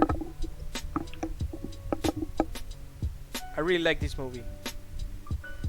It's the bad guy is Paul Giamatti, and the guy is Clive Owen, the main guy of the movie, and he has like a perfect eyesight. This was like what the Wanted movie supposed to be, because Wanted was also a comic book movie, but it didn't show anything from the comic.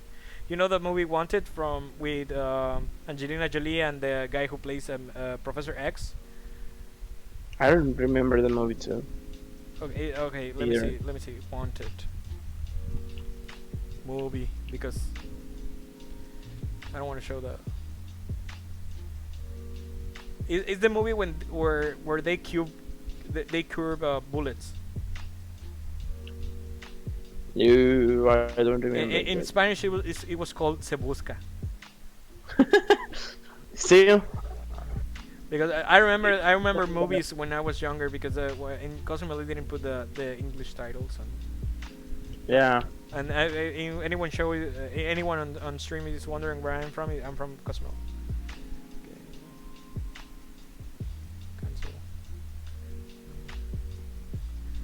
this movie with James McAvoy and Morgan Freeman and Angelina Jolie.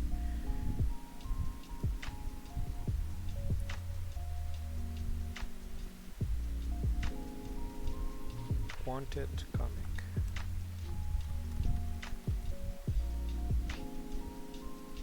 Hmm. That looks kind of like a Tomb Raider poster or something like that. If you want to see this movie, it's a good movie, but it's not exactly the story of the comic. If you want to see a faithful series, not a movie series, from the thing to the comics that is way faithful, but not exactly the same, because it's like too brutal. It's The Boys, not as in the singing show, as in boys and in boy and girl, The Boys. Yeah. So this is the comic Wanted. It's from Mark Millar. I think it's the same guy who makes he did Dark Oh. Knight Returns from Batman and okay, let's see, Mark Millar. I'm not sure if it's the same guy from. And what's He did that Old Man about? Logan, Kick-Ass, Superman the Red Sun, and a lot of comics that are really really good. He made Wanted, the movie Wanted, and let me see what more. Because I always confuse Mark Millar with another one, with another like great. He made Civil War, the original Civil War. Mark Millar, he wrote it. So that's old school, right? It's not old school. It's just that the guy is a really old guy. He did Kingsman also. If you didn't know, the Wow. Kingsman, the movies are from a comic. Yeah, yeah. From Kingsman. Kingsman. There's gonna be the last movie. It's gonna be a prequel. It's called Kingsman. But The Kingsman. are the movies based on the comics? I mean, faithful to the comics, or just like little stories from the comics? The Kingsman ones. The Kingsman movies are based on the comic, but it's not the main comic. It's sort of like short stories It's or based on it. They have the same characters and the same. it's it's like Marvel and the Avengers, right? That they have a Uh, cinematic universe well, and a the comic idea universe. on the cinematic universe and the comic universe is that, as in there's the ultimate series of comics, which is okay. First, I'm gonna explain this before I explain that. I used to confuse Mark Millar with Frank Miller. Frank Miller is the guy who made the Dark Knight Returns and Okay. Spider-Man Blue, which is a great series of Spider-Man. It's an arc that I really loved. It's do you know the series 13 Reasons Why? Yeah. Okay, so Uh, I think they based that on Spider-Man Blue, because why? in Spider-Man Blue, when Stacy, when she dies, she had left like a journal of her memory like she didn't write a journal, she recorded the journal and had tapes, Yeah, and yeah, like Peter memoirs, yeah, right? like a memoir, and Peter finds him, and he's already dating Mary Jane, and it's a story about the psychology of Spider-Man and how like he grieves with the loss of Gwen Stacy. Spider-Man Blue.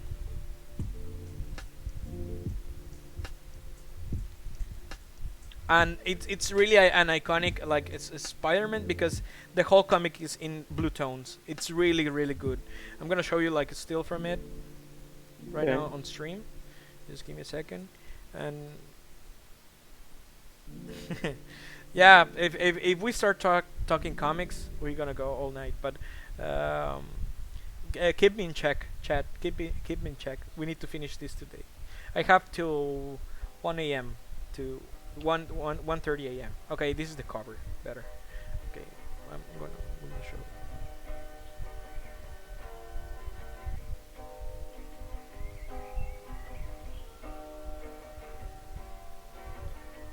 gonna open the images right now.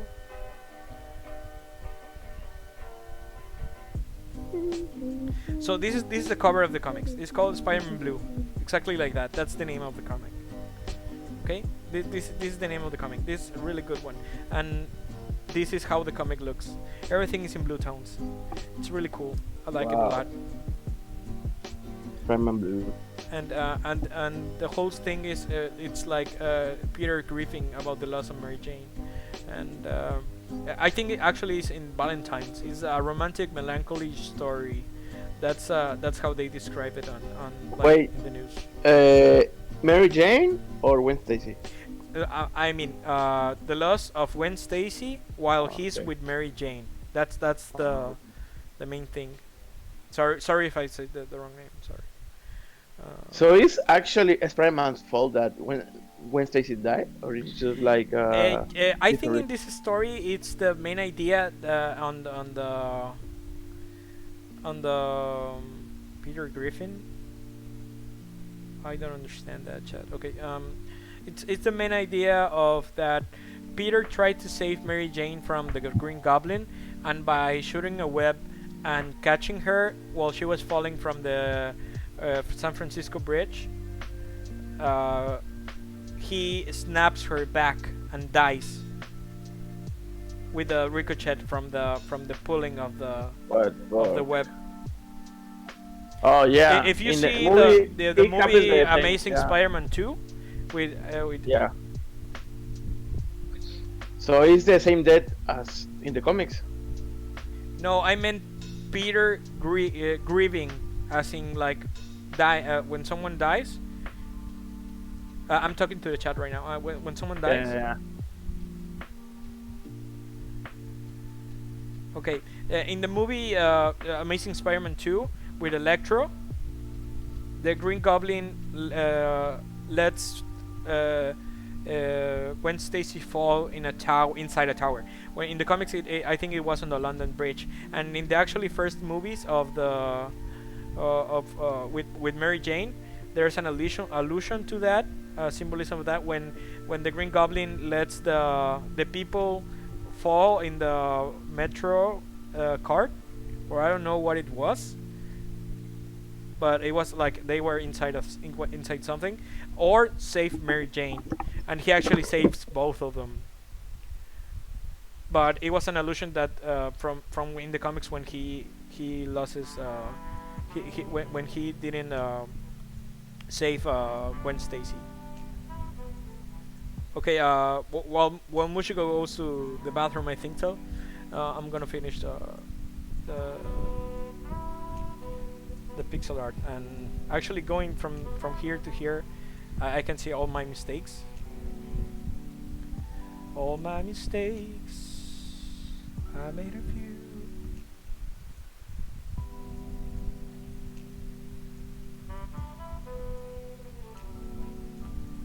Okay. Let's go to a little bit of correcting.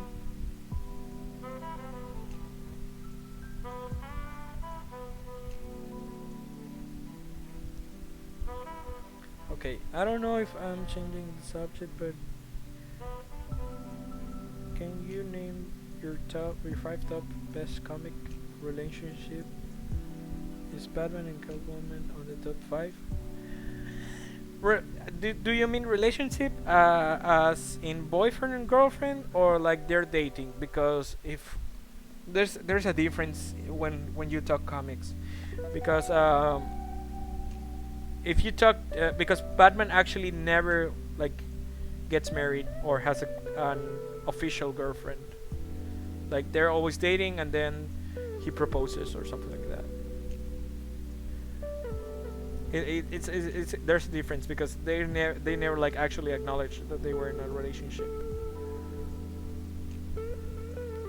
But if we go like, if you're saying like the relationship like in an actual relationship, I will say we are talking more like Nightwing more than Batman, because Nightwing, if you check in like just make a Google search of Nightwing and girl characters, like who Nightwing has dated, and then you're gonna see like millions of images. Like the Boy of Wonder was really the Man of Wonder. He was he was actually dating like everyone, and actually the story in the Batman series why Robin leaves Batman and he's never shown after he becomes Nightwing. There's a story about that. But in the if we go like actually relationships, my top five will be. Um, okay, yeah, I was thinking romantic relationships. Okay, so let's see. If I go like a relationship where they actually boyfriend and girlfriend, if we I could say Spider-Man because he always I actually that's one of the things that Stan Lee tried to do with Spider-Man, that you feel yourself as a Spider-Man, you feel you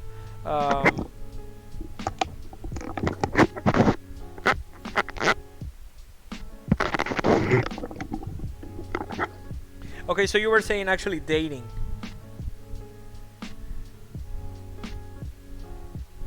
Okay, so I'll do both really quick. Okay, dating. The ones I love is Batman and Catwoman because it's like it's kind of that's the one I like. I'll say number five, Batman and Catwoman. It's not the first ones. I'll go through them. Then after that it's Spider-Man and Black Cat, which actually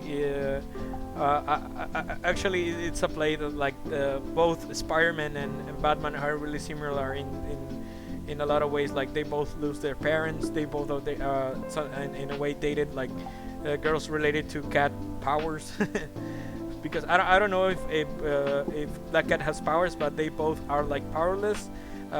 They steal stuff and they are both black cats. One actually his name is Black Cat and the other one is Catwoman.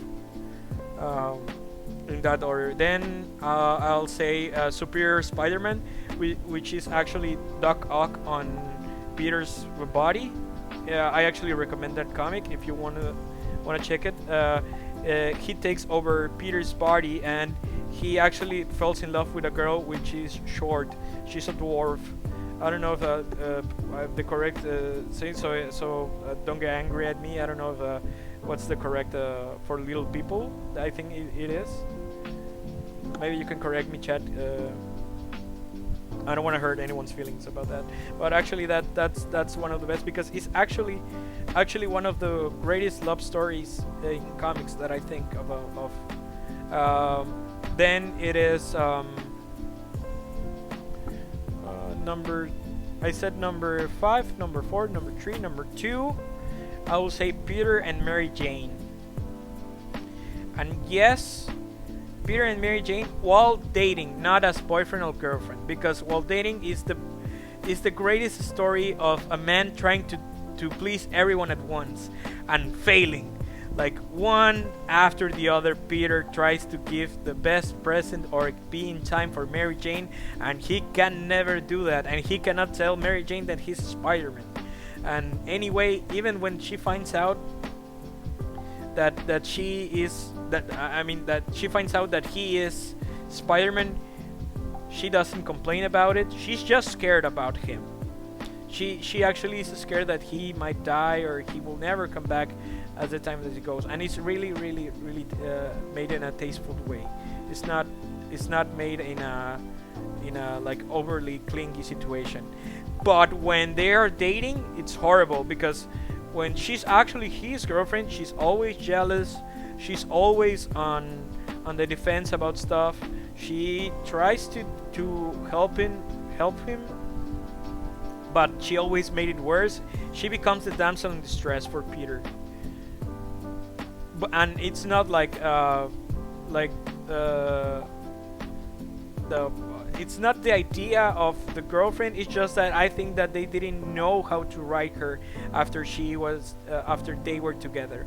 I think that's what happened there. I don't think it's like Mary Jane's fault. I think it's the writers didn't know how to do correctly a relationship of boyfriend and girlfriend, because when they were dating, it's like the honeymoon phase in comics. When they get married, is like the best team in the world, like like Fantastic Four, which takes me to my number 3, which is Sue Storm and Mr. Fantastic before they get married. That's I think that's my number 2. That's one of the best couples in comics. They actually get married, and it's really really great in the comics. It's actually in a big event. And the last one, I will say my number 1 pick. Let me get my thoughts together, because I don't know. I don't know if it will be like controversial or no, I'm joking. I don't know. Because relationship in comics, they don't last long. The only one that I think that lasts longer than anyone is actually like Sue Storm and Mr. Fantastic, because even when they die together. They're not like separated. And actually, in a comics, Peter sells his marriage to the devil. Okay, so let's see. Who's the best relationship in the whole wide world of comics? I don't know. It's really hard question, because I don't like Mr. Fantastic and Sue Storm. It's really really good, and I can think of it like always my second. But let me see. Just let me think.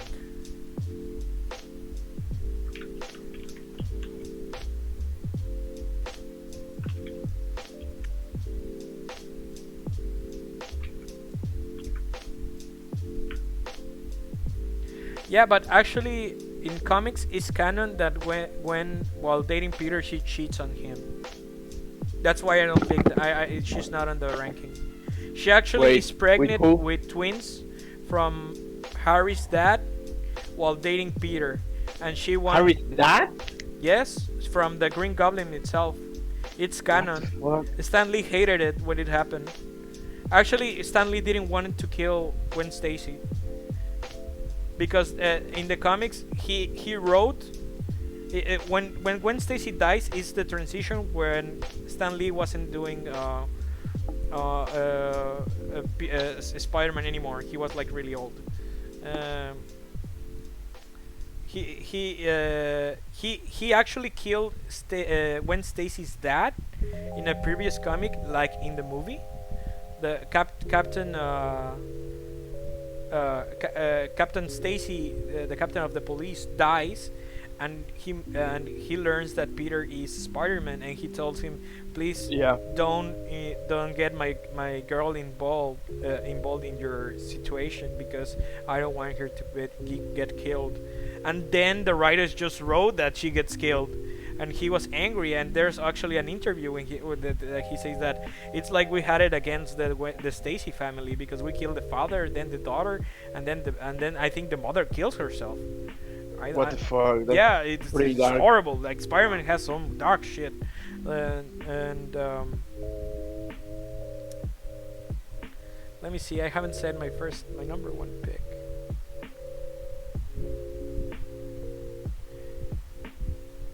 You know what? Let's go with the Boy of Wonder. Starfire and Robin. and Dick Grayson. I think, and well, actually, Corey, that's her real name.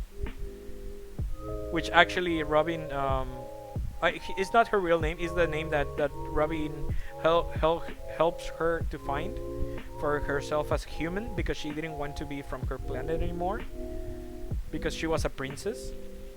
Yeah. And you know what? It's a tie with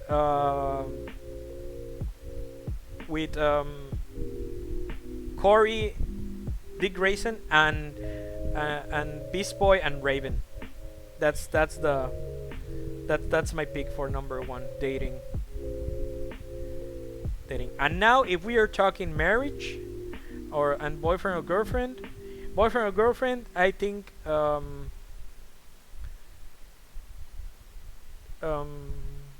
number five will be Spider-Man and Silk. Silk is a character from the Spider-Verse that is actually she's bitten by the same spider in another universe, the same spider that gives Peter his powers. Power. So she is the female species of his species. Like if you think of like a Peter as an endangered human and spider hybrid, she is the female to him, and they actually like get they actually have the need to copulate every time they see each other, but they Wow, like animal instinct. yeah, they do have that, and they're like and he's really in love with her. In the end, they break up because she wants to be her own superhero, and they give her her own comic, which is called Only Silk. And I think there's gonna be a movie about it. They talked about it, but it's not not in the not in the in the timeline of movies that Kevin Feige showed. Yeah, Beast Boy and Raven is one of the best. And well, which one? I will say Catwoman and no, you know who? Boyfriend and girlfriend. My number one pick. I will say it. I will skip everyone. Joker and Harley, but not the Joker and Harley that we know from the comics right now. Joker and Harley old school. Because What do you mean with old school? What's the difference there? when Bruce Timm made Harley, she was the assistant of the Joker. But Yeah. but then the Joker loved her, and he actually did love her. Like in the comics from the animated series, Theory.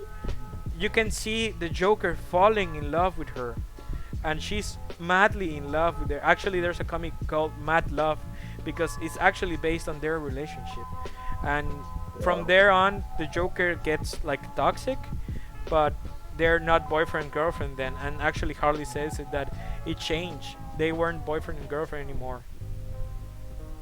They don't went like dating, but she was more like a puppet to him.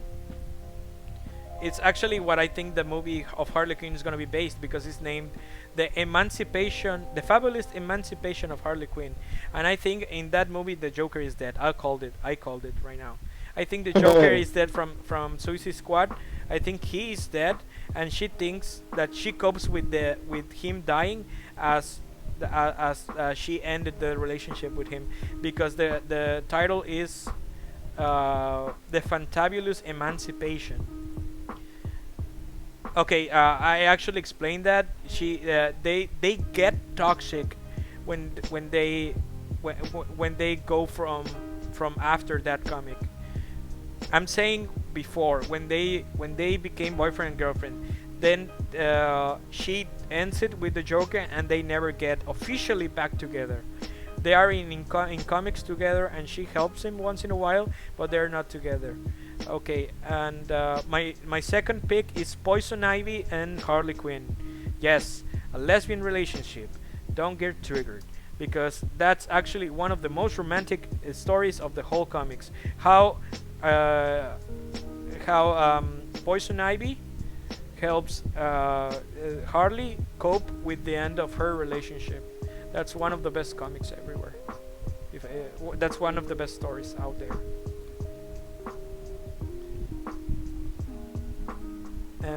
Okay, which one else?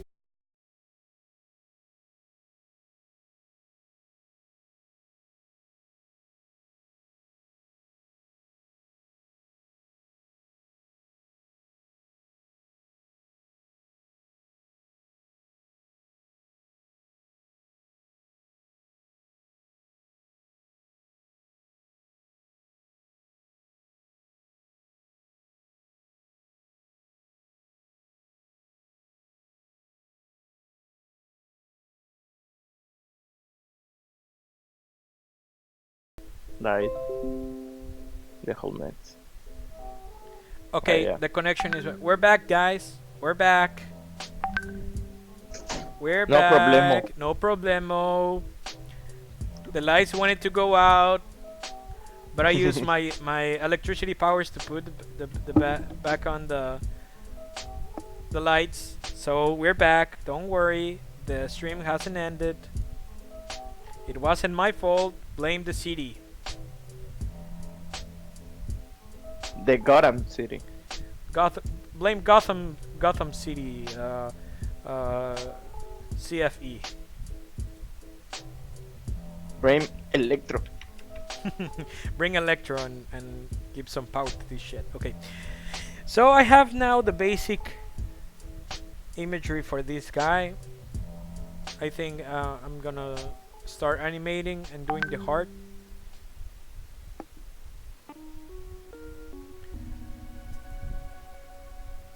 Do you think you will be able to finish that? Yes, I'm almost done with the illustration. I'm gonna start animating. I say before 1 a.m. 1:30 a.m.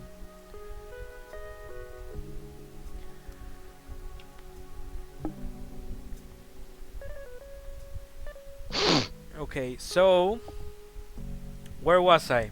Okay, Harley and Poison Ivy was actually one of the best comic. Oh, sorry, I went after that, right? I was saying Nightwing and Barbara Gordon. Okay, so Barbara Gordon and Nightwing start dating behind Batman's back. He didn't want, like, he was actually like saying this is work, not like fooling around. So they didn't want to like have feelings for each other. And what happens after that is that they keep going in secret from Batman, and it's really hard to keep a secret from Batman. Yeah, pretty hard. Yeah, and what happens is that Batman learns that they are together and confronts Dick Grayson about it, and he was saying that did the stream died again? Mushgo, can you hear me? Are we live? Are we still live?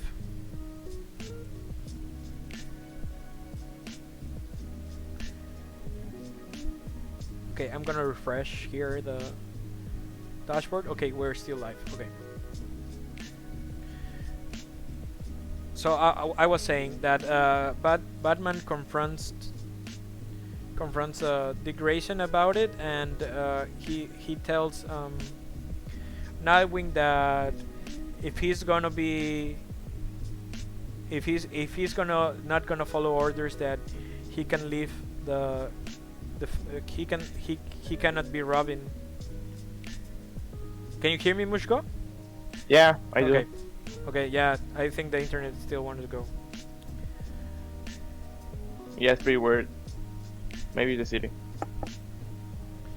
Yo, I have just one question. Barbara Gordon is the one that she's the wife from Commissioner Gordon, right? No, Barbara Gordon is the daughter of James Gordon.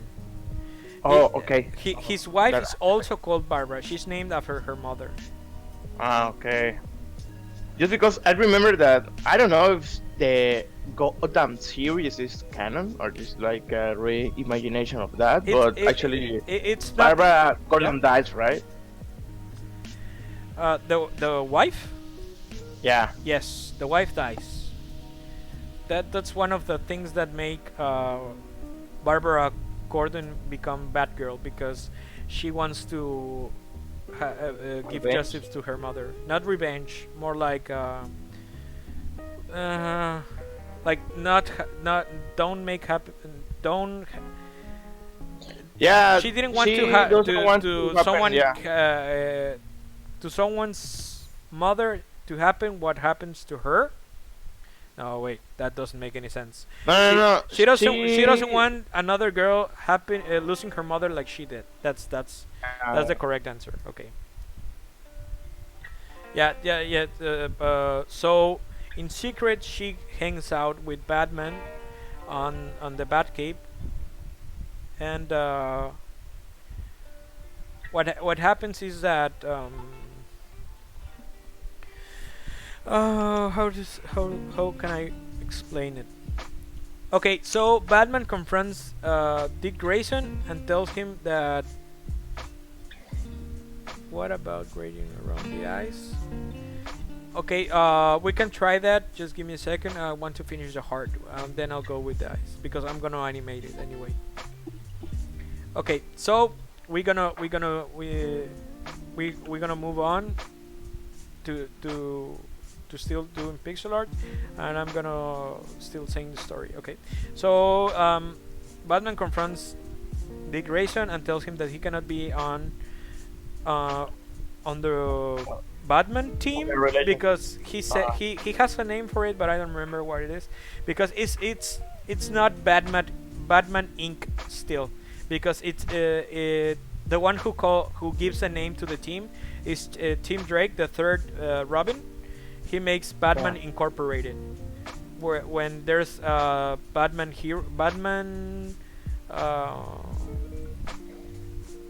United Heroes in the whole world. There's one in Africa called Azrael. There's one in I think in Canada. Archie is it's Russell Gould, right? No. You're confused. I'll tell you who Azrael is. Let me finish the story. I'll go there. Well, as I was saying, Batman tells Robin that he can no longer be in the team. He is not gonna answer to him his orders, and Robin says, "Okay, then I'm leaving." And he was expecting to Batman to like see his mistake and tell him like, okay, to acknowledge that he's his son in a way, because he never actually adopts him. It's not his son. He only takes care of him. You know what? I don't like that. Yeah, because Robin, that is actually his son, right? Yeah, the Damien, who is the fourth Robin, is actually his son. There's a crazy story about it because actually Batman gets raped, and there's where Talia Abdul, the daughter of Russell Gould. Yeah, right? the daughter of Russell Gould is the one who rapes him and actually gets him drunk and then rapes him because she roofied him. He roofied him. Pretty dark. Yeah, that's the whole thing. So okay, so he was Dick Grayson was expecting Batman to tell him like, "Don't go, you're my son." Okay, and actually you can see like he was thinking that while he was walking away, and Batman says, "Stop, stop, Dick! Don't go away." And he was like, "Okay," he's gonna say, "Don't go," and he says, "Please, leave the suit." Wow. Yeah, so he was saying stop because he was taking with him the Robin suit. And so he's the one that actually becomes Nightwing, right? Yeah, the first Robin becomes Nightwing, and he becomes Nightwing because when he was gone from that, he left and he went to Justice City, Star City, Central City. What fucking name of city was it? Jump City. Jump City is where he makes the Teen Titans. No, it's Viridian City. no, Viridian City. I hate that song. Okay. No. He goes to Jump City, and there's where he finds a Starfire. But before that, he was actually a vigilante, just with a mask. He didn't have the whole ensemble of superhero. He was saying that he actually finds Superman flying in the city, and he know it was Dick because he remembered his heartbeat. Wow. Because that's how Superman finds people around the world. He hears the whole world and he can differentiate your heartbeat. That's pretty OP. Yeah. That's how Superman works. Because he goes around the city and and he actually is the one who recognizes who Batman is, like in at first glance, Yeah. not because he saw him or used his X-ray X-ray, vision, yeah. because X-ray vision he will see his bones. That's not how X-ray works. He actually he hear the same heartbeat as when he was Clark Kent, as in when he meet Batman for the first time. Oh wow. And also Batman didn't never hides from him that he's Batman, because he knew that he will tell from from that. And he actually, you know how he convinced Batman to, I mean Superman, to not tell his secret identity. How? He said that if he said who he was, he will date Lois Lane, Lol. because Lois Lane wanted to date in at that time of the comics Bruce Wayne. Oh wow. Wait, so Louis Lane actually wanted to date Batman. Yes, because she didn't know that that Batman was Okay, so Batman asked Superman not to reveal the secret identity of Nightwing. no. Or Batman. Batman. Okay, yeah, I know. O sea, he didn't want Superman to reveal his own identity of Batman. He didn't Okay. want to reveal who Batman is. Okay. Yeah. If that's easier to tell. Okay. So what happens is that he tells that Soups that if he reveals his secret identity, he will date Lois Lane. Wow. That's a cheap shot. But it worked. He didn't do it. So that's what happened there. Okay. So let's see here. I actually like this one better. So I'm gonna do this here. And I'm gonna change.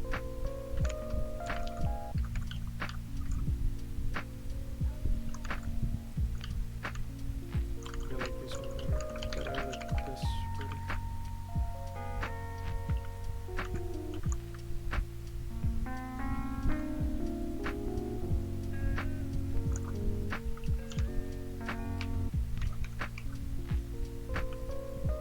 Okay, so Nightwing goes to Jump City and finds, and Superman finds him and tells him that why he was away, why he wasn't with Bruce, and he tells the story to Superman, and Superman tells him the story about the superhero and his and his sidekick from Krypton, where in Yeah. Krypton, if you know, it was under a red sun, so they don't have powers in Krypton. The Kryptonians, they don't have powers in Krypton. But why? Just because the red sun? Yes, because of the red sun, they didn't have powers. When they are under under the light of a yellow sun, then they have powers. Superman is powerless under a red sun, I didn't know that. and Just because just because of what? of the color. Just because I of, mean- of what? Sorry, I couldn't hear you. Just because of the color red, or it's the properties of the sun. No, it's Superman is a plant. Like Superman what? powers, they kind of work like photosynthesis. Oh, okay. So he actually needs the sun to function. He's like a battery. He charged himself. Oh, okay. He So if you actually just lock him in a dark room, he just dies. no, because he's like a battery. He has the he has charge for a while. But if you put him under a red sun, he is instantaneously powerless. Actually, there's a story when he goes to visit a planet on the Superman series. It was a spin-off of the Batman series in Warner Brother from Warner Channel. Mm-hmm. And in an episode, he gets stranded because he flew into solar system with a red sun, and he falls into a planet with that doesn't have any human. It doesn't have any life living on it, only animals. Any intelligent life. Sorry.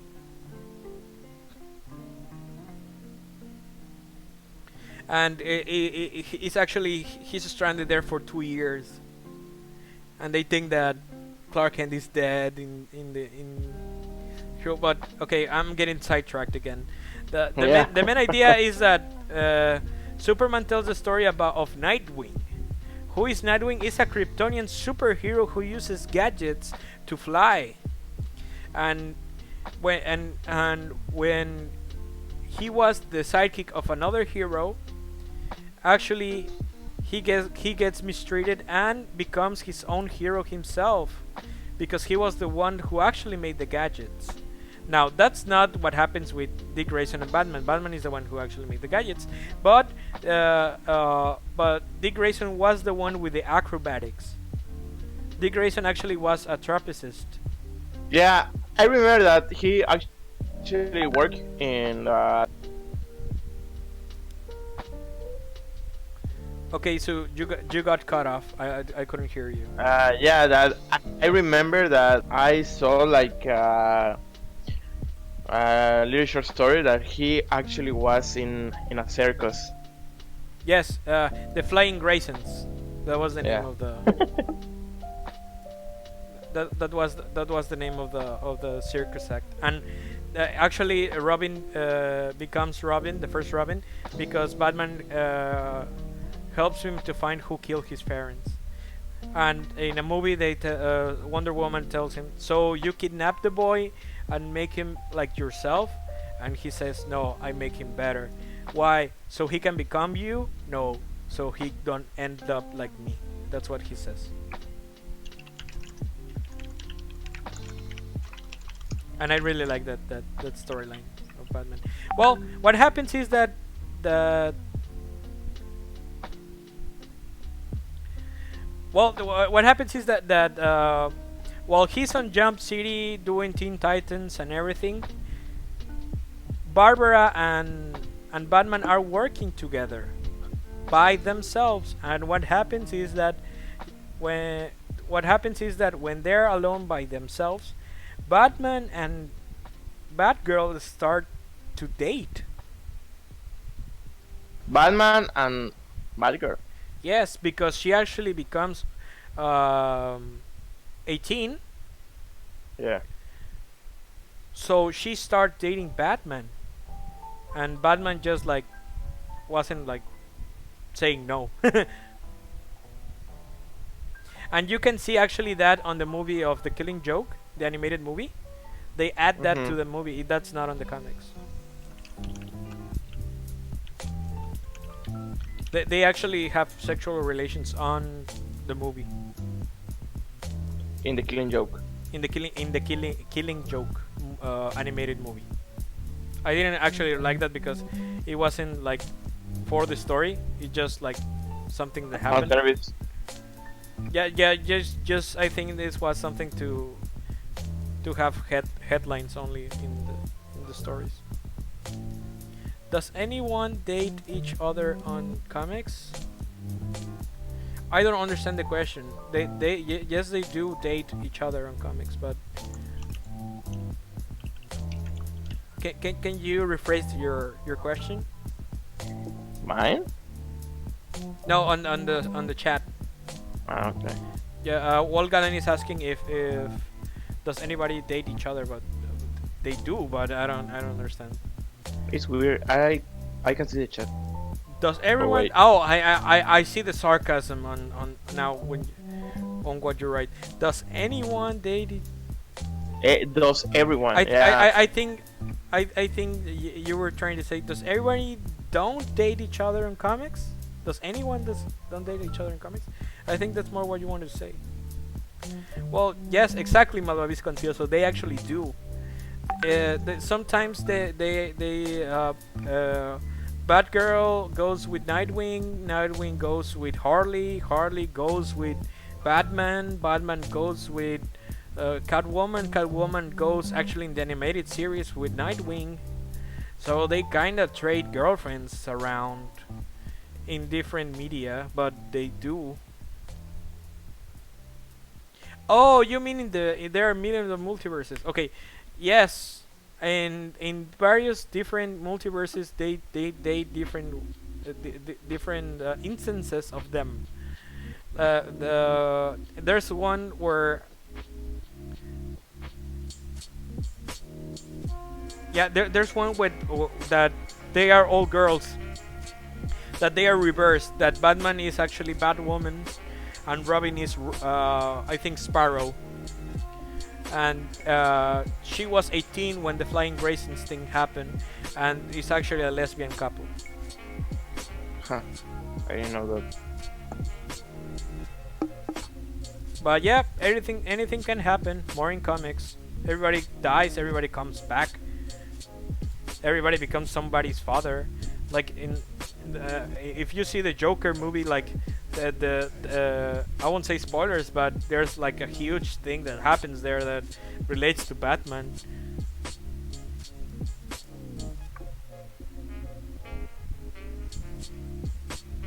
And if you want to read like a story that goes like the whole thing around, I will say read Death of the Family of Batman. Death of the Family. It's a run of comics that goes around the whole history. It's based on the comic where the second Robin dies. And So that's not a spoiler because it has like 50 years that happen. so every Robin dies, exception with. No. Not every Robin dies. The only one that dies is, well, right now they just killed Damien, but I don't think it's a perma kill. It's not permanent. But eventually everybody dies. Everybody comes back. Like if you count Darkest Night from Green Lantern, everybody becomes like zombies. What the fuck? Yeah.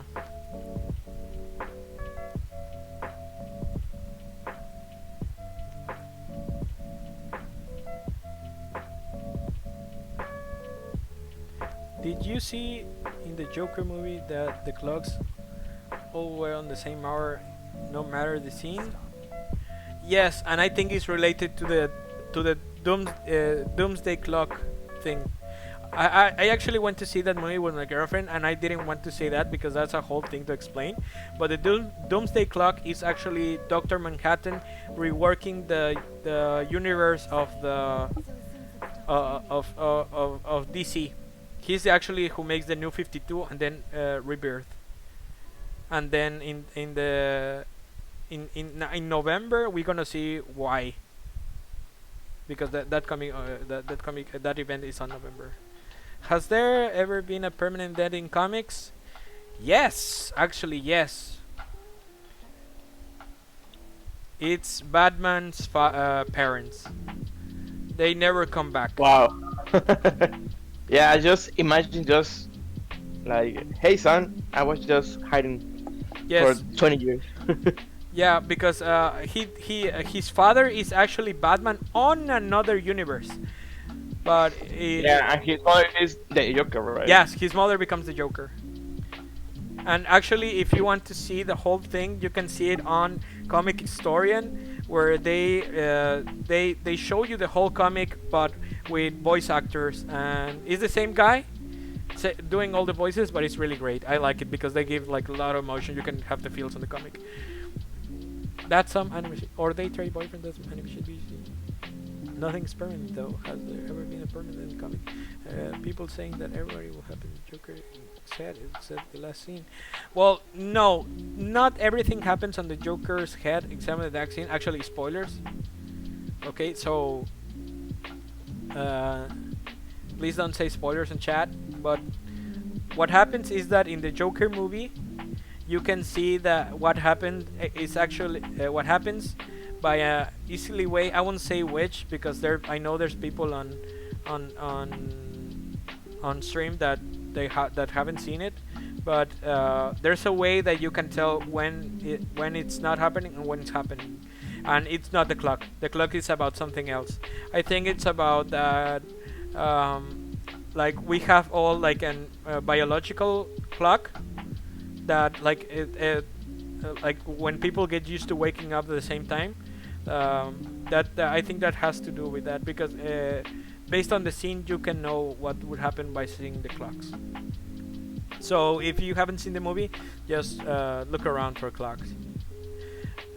Yes, it's a permadeath in that universe. Okay, so someone who doesn't actually like come back in any way or form.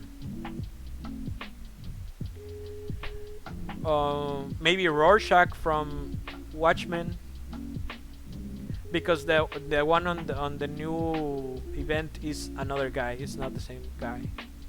It's another Rorschach. And it's not spoilers. It's like the first page. We only know right now that the guy is black. Yeah, because he actually takes off his glove.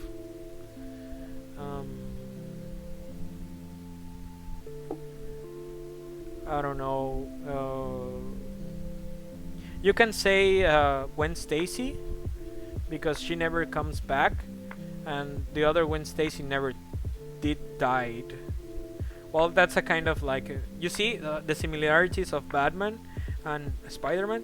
Like that happened with his parents, and that happened with his girlfriend on Spider-Man.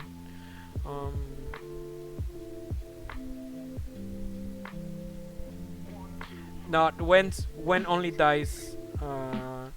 When is always destined to die in the whole multiverse instead of one universe. There's only one Stacy that goes after 15 years. So it's like the one's destiny to live. Which actually I don't like that in the comics because it kind of takes the idea that she can die.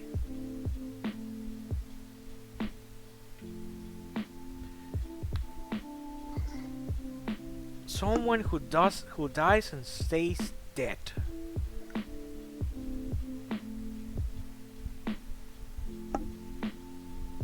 There must be a simple answer, which I'm not thinking about right now. But let's see. The Flash's mom in every instance of time cannot be revived. I don't know if that counts. Like in any instance that the timeline is changed so she can not die when Barry is no, Uncle Ben is actually alive in another universe, like when he becomes Spider-Man, like Batman's father becomes Spider-Man. Peter is the one that gets killed in that universe, and it's actually an old fat Spider-Man. It's really cool. It's really nice. yeah. And in that universe, Uncle Ben was a scientist, so he has actually he's friends with Octavius and has like spider legs.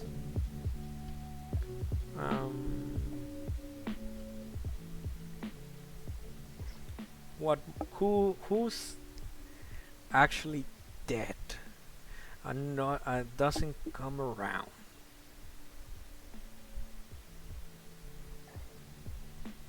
Maybe from X-Men. I know that many X-Men died. Yeah, but if you count Days of Future Past, they all get revived. Lol. So doesn't count. Yeah, and also they just made a new X-Men comics. They reboot the whole thing, and everybody. But it's an event that everybody survived. And it's actually like I can talk about that in the whole stream. It's really cool. It's really great. I think it's one of the best comics that is right now on the works. Actually, in this universe, Magneto and Javier are working together. It's the first time that Xavier asks Magneto to work together. Who actually stays dead? That's a really good question. Because in comics everything can happen. Like Wolverine died and never revived in the last 5 years. If you didn't know, the Old Man Logan comic, it's one where he dies and his son, who is I don't remember his name, but he becomes Wolverine for the he has been Wolverine for the past 5 years, and his daughter too. Not X-23. He actually has another daughter. Um, Damn, that's a good question. There's a simple answer, and it can be that uh, in the same timeline, the parents of Batman and the mother of Barry Allen. And I think that the mother of Barry Allen is actually destined to die. There's not a multiverse instance where, or another timeline where she comes back. That's the only one. There's the Flashpoint crisis is a what if he it's a whole other universe that gets created because Flash goes to the past and saves his own mother. But by doing that, the Flash never existed, and everything. It was like there's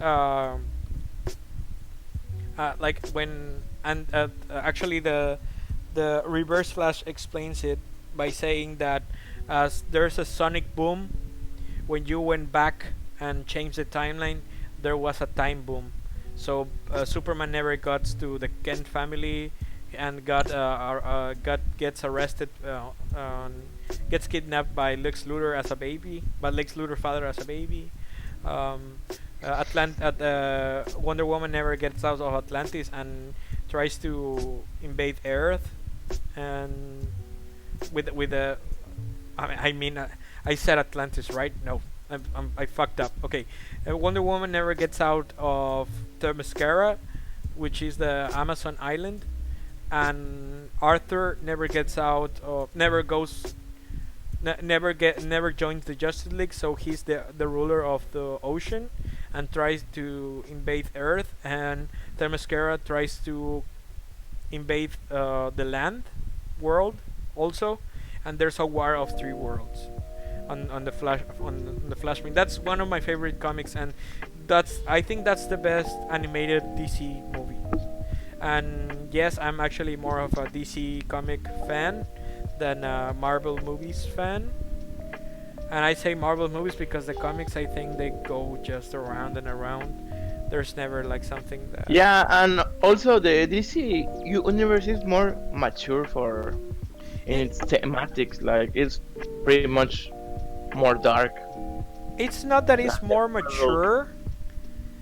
It's that what happens in the DC comics it's on like end of times level. Okay. The New 52 has an animated series. No, it has a comic book run which was a failed one. They didn't like that one, and that's why they made Rebirth. When actually I think New 52 is one of the better comic book runs. It's actually when Superman becomes boyfriend of Wonder Woman. Okay, let me check my messages because I think my girlfriend is writing to me right now. Just give me a second.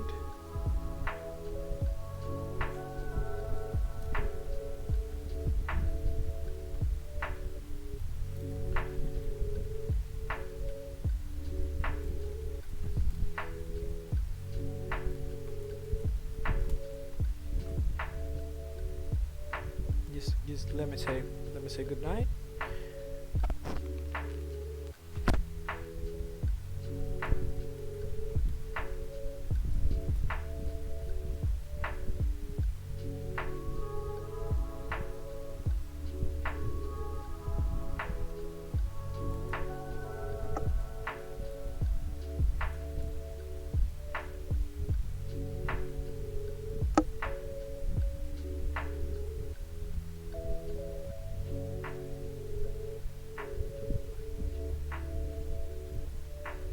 Okay.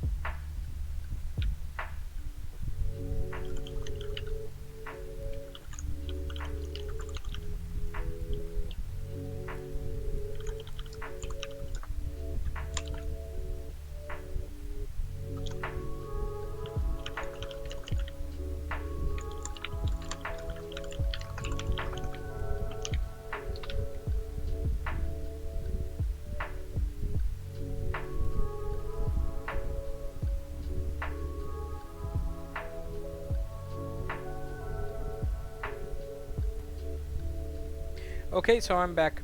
Well, actually, yes, as I was saying, New 52 is a failed run of comics, and it's the one where when Superman and Wonder Woman are dating, and I think that's way better than him and Lois Lane dating. And it's not my top. It's not on my top list, but yeah, it's good. Anyway, um, the Green Lantern saga, it's really great there. I don't like much of Rebirth, but actually, what changes the New 52 to Rebirth is Flashpoint. Or no, I'm wrong. I'm way wrong. Uh, the classic to the New 52 is because of Flashpoint, and Rebirth is because of Doctor Manhattan. And actually, Batman finds the pin of the comedian from Watchmen on the Batcave, and the and Doctor Manhattan kills Reverse Flash when he goes to the future to see who was the one who did the change of the timeline. When as I was saying in Flashpoint, there was a time boom, as in like when when you move too fast through time to through air, you make a sound boom.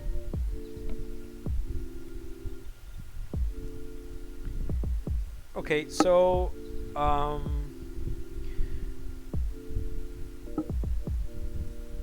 gonna do the final touches to this animation. This is gonna be a simple one for today.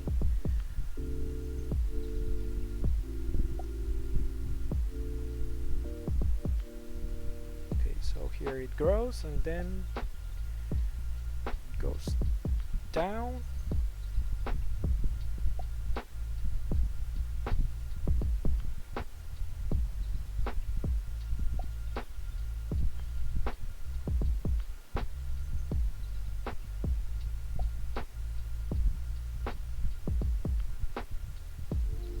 And there you have a heart beating.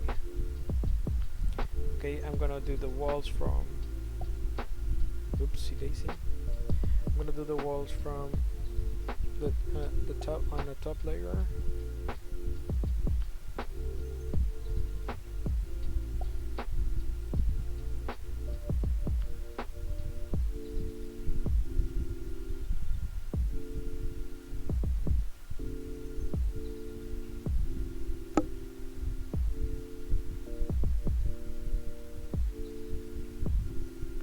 Here's a trick: if you put this on Asprite, when you copy the keys here and you change something on one of them, let's say the last one, oops, if you do a line here, when you go to the first layer or the another ones, the change is done in everyone when there's line is. Okay, so now I'm gonna do the broken heart, which is based on blue colors,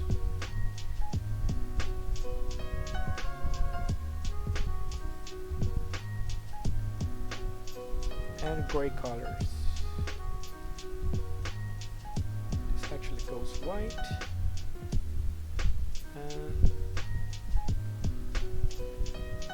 let's move these here, this here, and this here. Okay.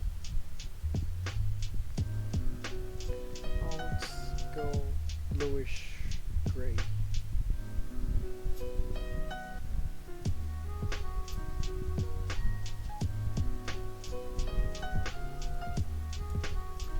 And let's do the features here.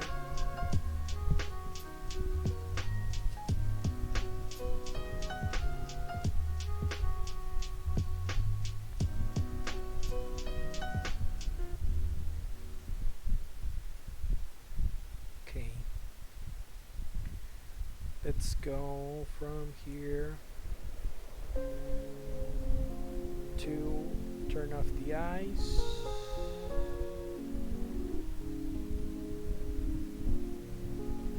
And the hair.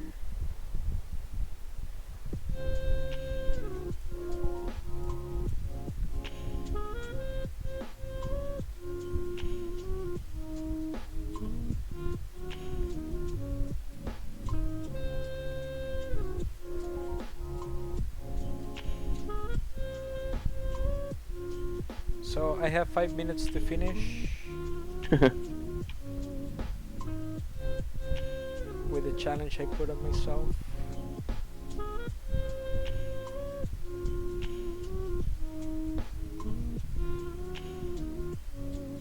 We can do this, guys.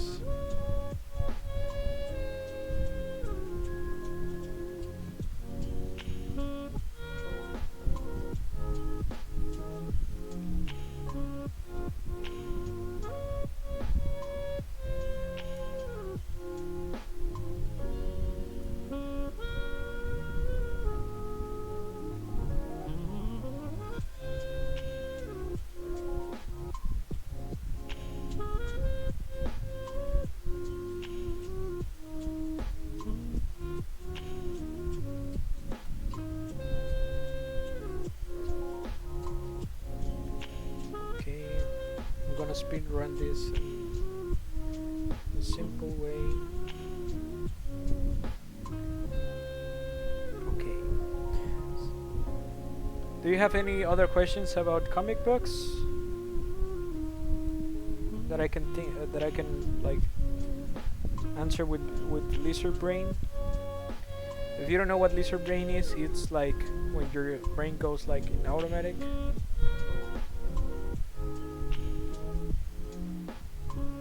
Damn it, I fucked up. Okay. What's the best arc for Batman? Ooh. The most interesting one. You mean arc or comic book run? The difference is that it's not it's not the same. An arc is an adventure, and the run it's like the story, like a story that started and then ended. I don't know if I explained it correctly, but an arc is more like okay, I'll explain to you with JoJo terms. Okay, an Okay. arc is the beginning and the end of a character story. Yeah. Okay, and a run is a series of adventures. Okay, that's better. Yeah. Okay. So I will formulate better my question. What's the best story for Batman? I mean, when he's fighting, I don't know, he has many villains, right? Yeah. There are many rogues. Yeah. What's the best villain he fights and the story behind it? I mean, what's the best comic of Batman? Okay. The most interesting one. The most interesting one from Batman, I think, is the Call of the Cowl. The cowl is a mask with a cape. Okay, so what Batman using as a mask is not a mask. It's not called a mask. It's called a cowl. Yeah. Okay, and A the cowl. Call of the Cowl means that the Robins, every Robin, the first, the second, the fourth who is survived, and the fourth, it hasn't yet been it hasn't existed yet. Okay. They actually try to become Batman because they think Batman died, Wow. and they are fighting to see who gets to be Batman. And there's actually like an evil Batman that uses guns, who is Jason Todd. And then there's a good Batman who is like the old Batman but better, like has a heart and everything. Like Batman 2.0. No, more like Batman, the good guy, Wow. Okay. because he's more interested in like helping the Helping mentally people, distressed villains to become better on Arkham, more than like punching them and punching them down to lock them away again on Arkham. Okay. Okay. So like he actually goes and visits them on Arkham and tries not to hit first and thinks first. Okay, that's Dick Okay. Grayson. And then there's Tim Drake, who's actually the Robin while this happens. Okay. Okay, I so kind of get it. I need one more frame. We didn't do it, guys. I'm just passing right now the the time we stipulated, but let's see if I can just fly through here. Okay, so let's go into this here.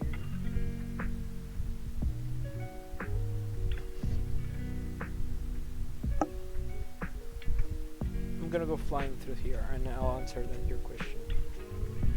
But I think the best Batman story, well, this looks weird. The best Batman story is um, the Call of the Cowl, and it's you see all the Robins fighting who see who gets to be Batman. I like that one. And actually, Batman is not seen on the comic, but I think that's one of the better runs of it. It's on the Batman comic. But it's not mainly on Batman. It's not a Batman story. It's a story without Batman. Right. I like that story. It's one of my favorites. And if you ask me who is the best Batman,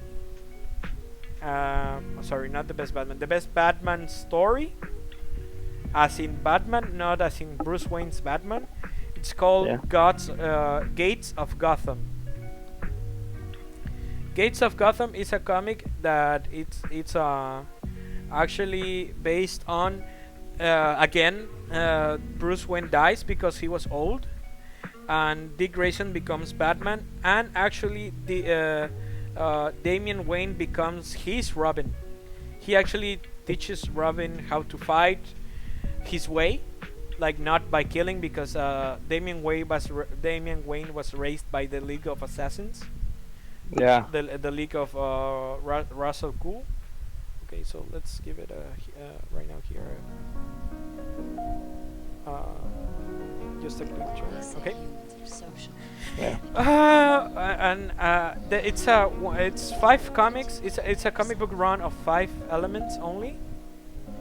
It starts on 1 and ends on the 5th, and it's all all the covers are like Art Nouveau. Art Nouveau, like crystal art. Okay. And I'll show you a picture later. Just let me finish the animation. I'll put it on stream. Yeah. And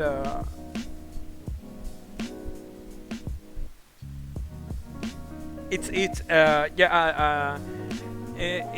the story where when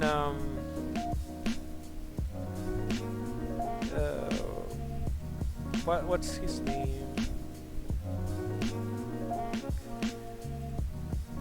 Damian Wayne wants to fight crime, and he forces Dick Grayson to become Batman so he can learn the ways of the Robin.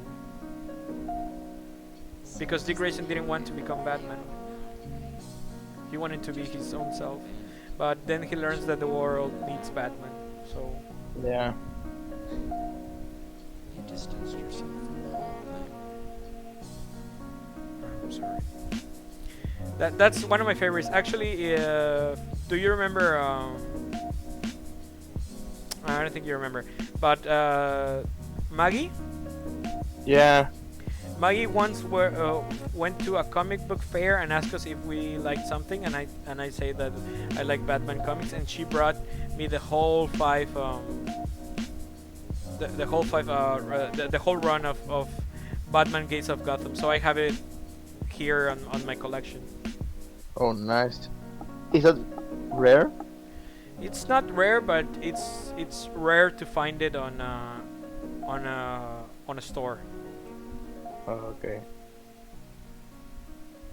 And I mean it as in, like, if you ask for it, they won't find it, but if you go to a convention, you will find it.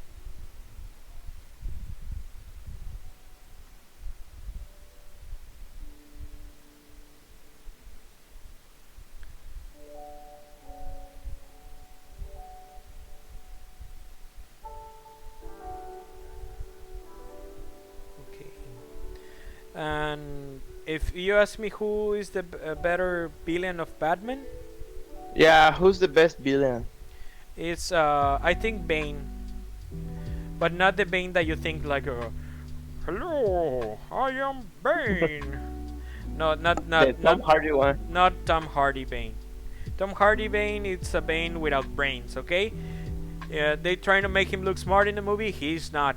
If you go to the comics and you see Bane, the one who broke the bat, who is a Mexican wrestler, and he will defeat you all with his muscles and his brain.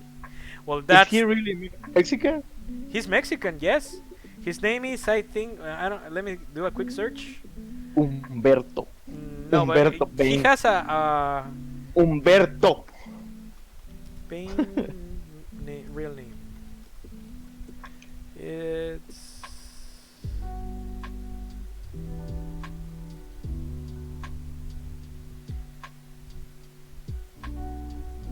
real name is it's an unknown. There has been names, but the real name's been unknown. Dorans is the Dorans. It's the name referred to, but he doesn't have a real name. He's a Mexican orphan. That's yeah. His life was on a in a prison. He grew up in a prison called Peña Duro in Santa Prisca. Where's that? I don't know, like it's like I think a metropolis kind of deal. Ah, okay, so it's like made up city. It's based on something, maybe Guanajuato or Guanajuato, maybe on Tijuana or something like that, because sometimes they do that. Like they look for a Mexican dangerous place. Guanajuato. Sorry. um, I don't know if you ask me, it might be Ecatepec. Probably. But he actually is super bright. He's one of the most intelligent rogues, and he actually is the only one who defeated the Batman without ever trying to like like I don't know his plan works, okay. Yeah. He does a plan and finish it, and it worked. He fucking broke the bat. He actually stripped Batman out of all his gadgets, and fights him 1-to-1, and fucking break his back. Yeah, like in the movie, right? Yeah, but in the movie it's done like throws him down and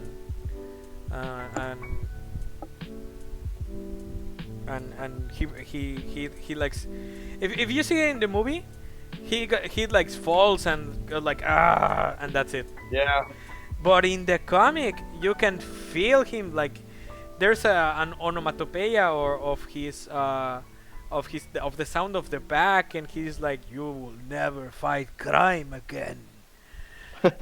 And you can hear like Bane's voice, and in the there's a movie called an animated movie called Justice League Crisis, which is Bane using the Batman's plans that he has of contingency to defeat the Justice League if they turn evil.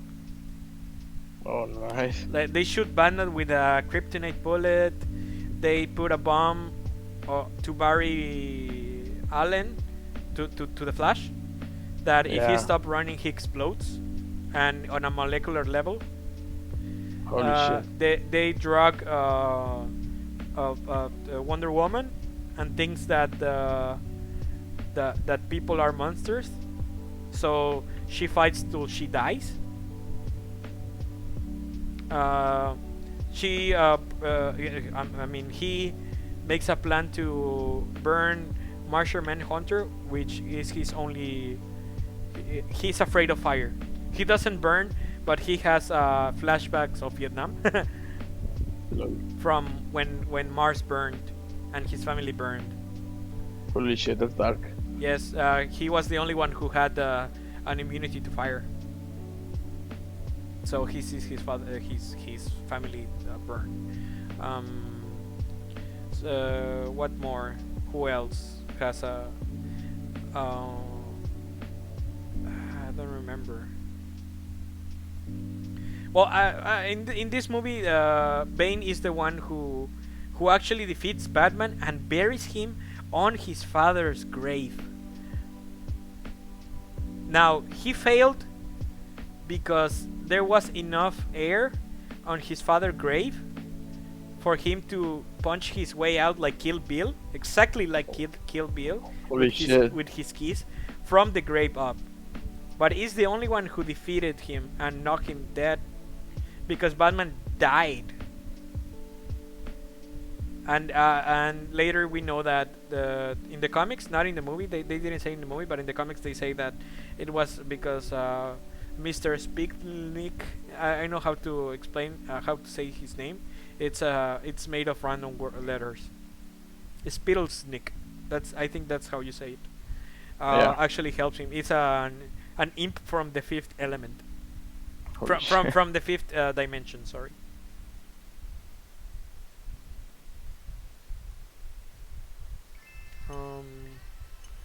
What more? Okay, so I think we're all finished now.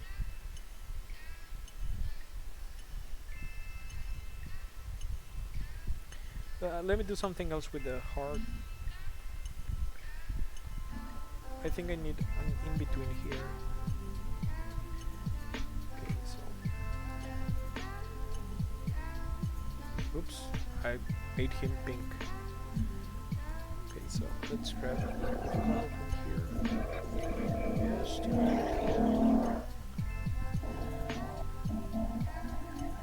here. Just do a little bit of color.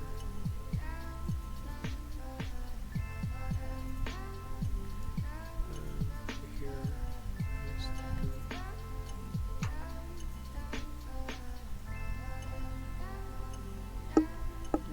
Just do.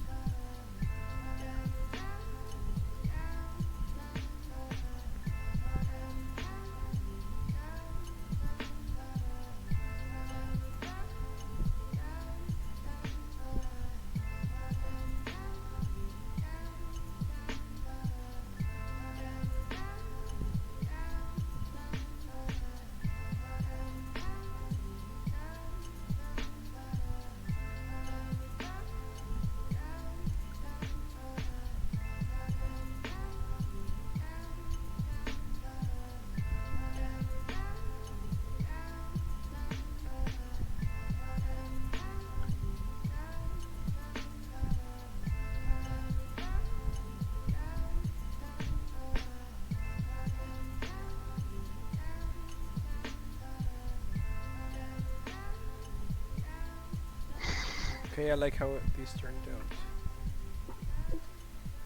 I'm gonna give her a little bit more hair here.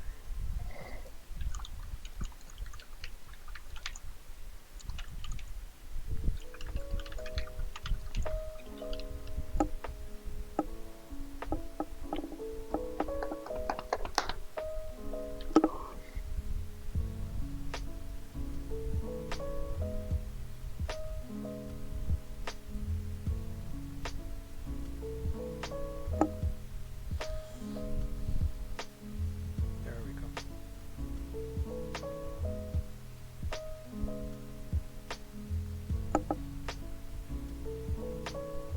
You know, I will make this look even creepier.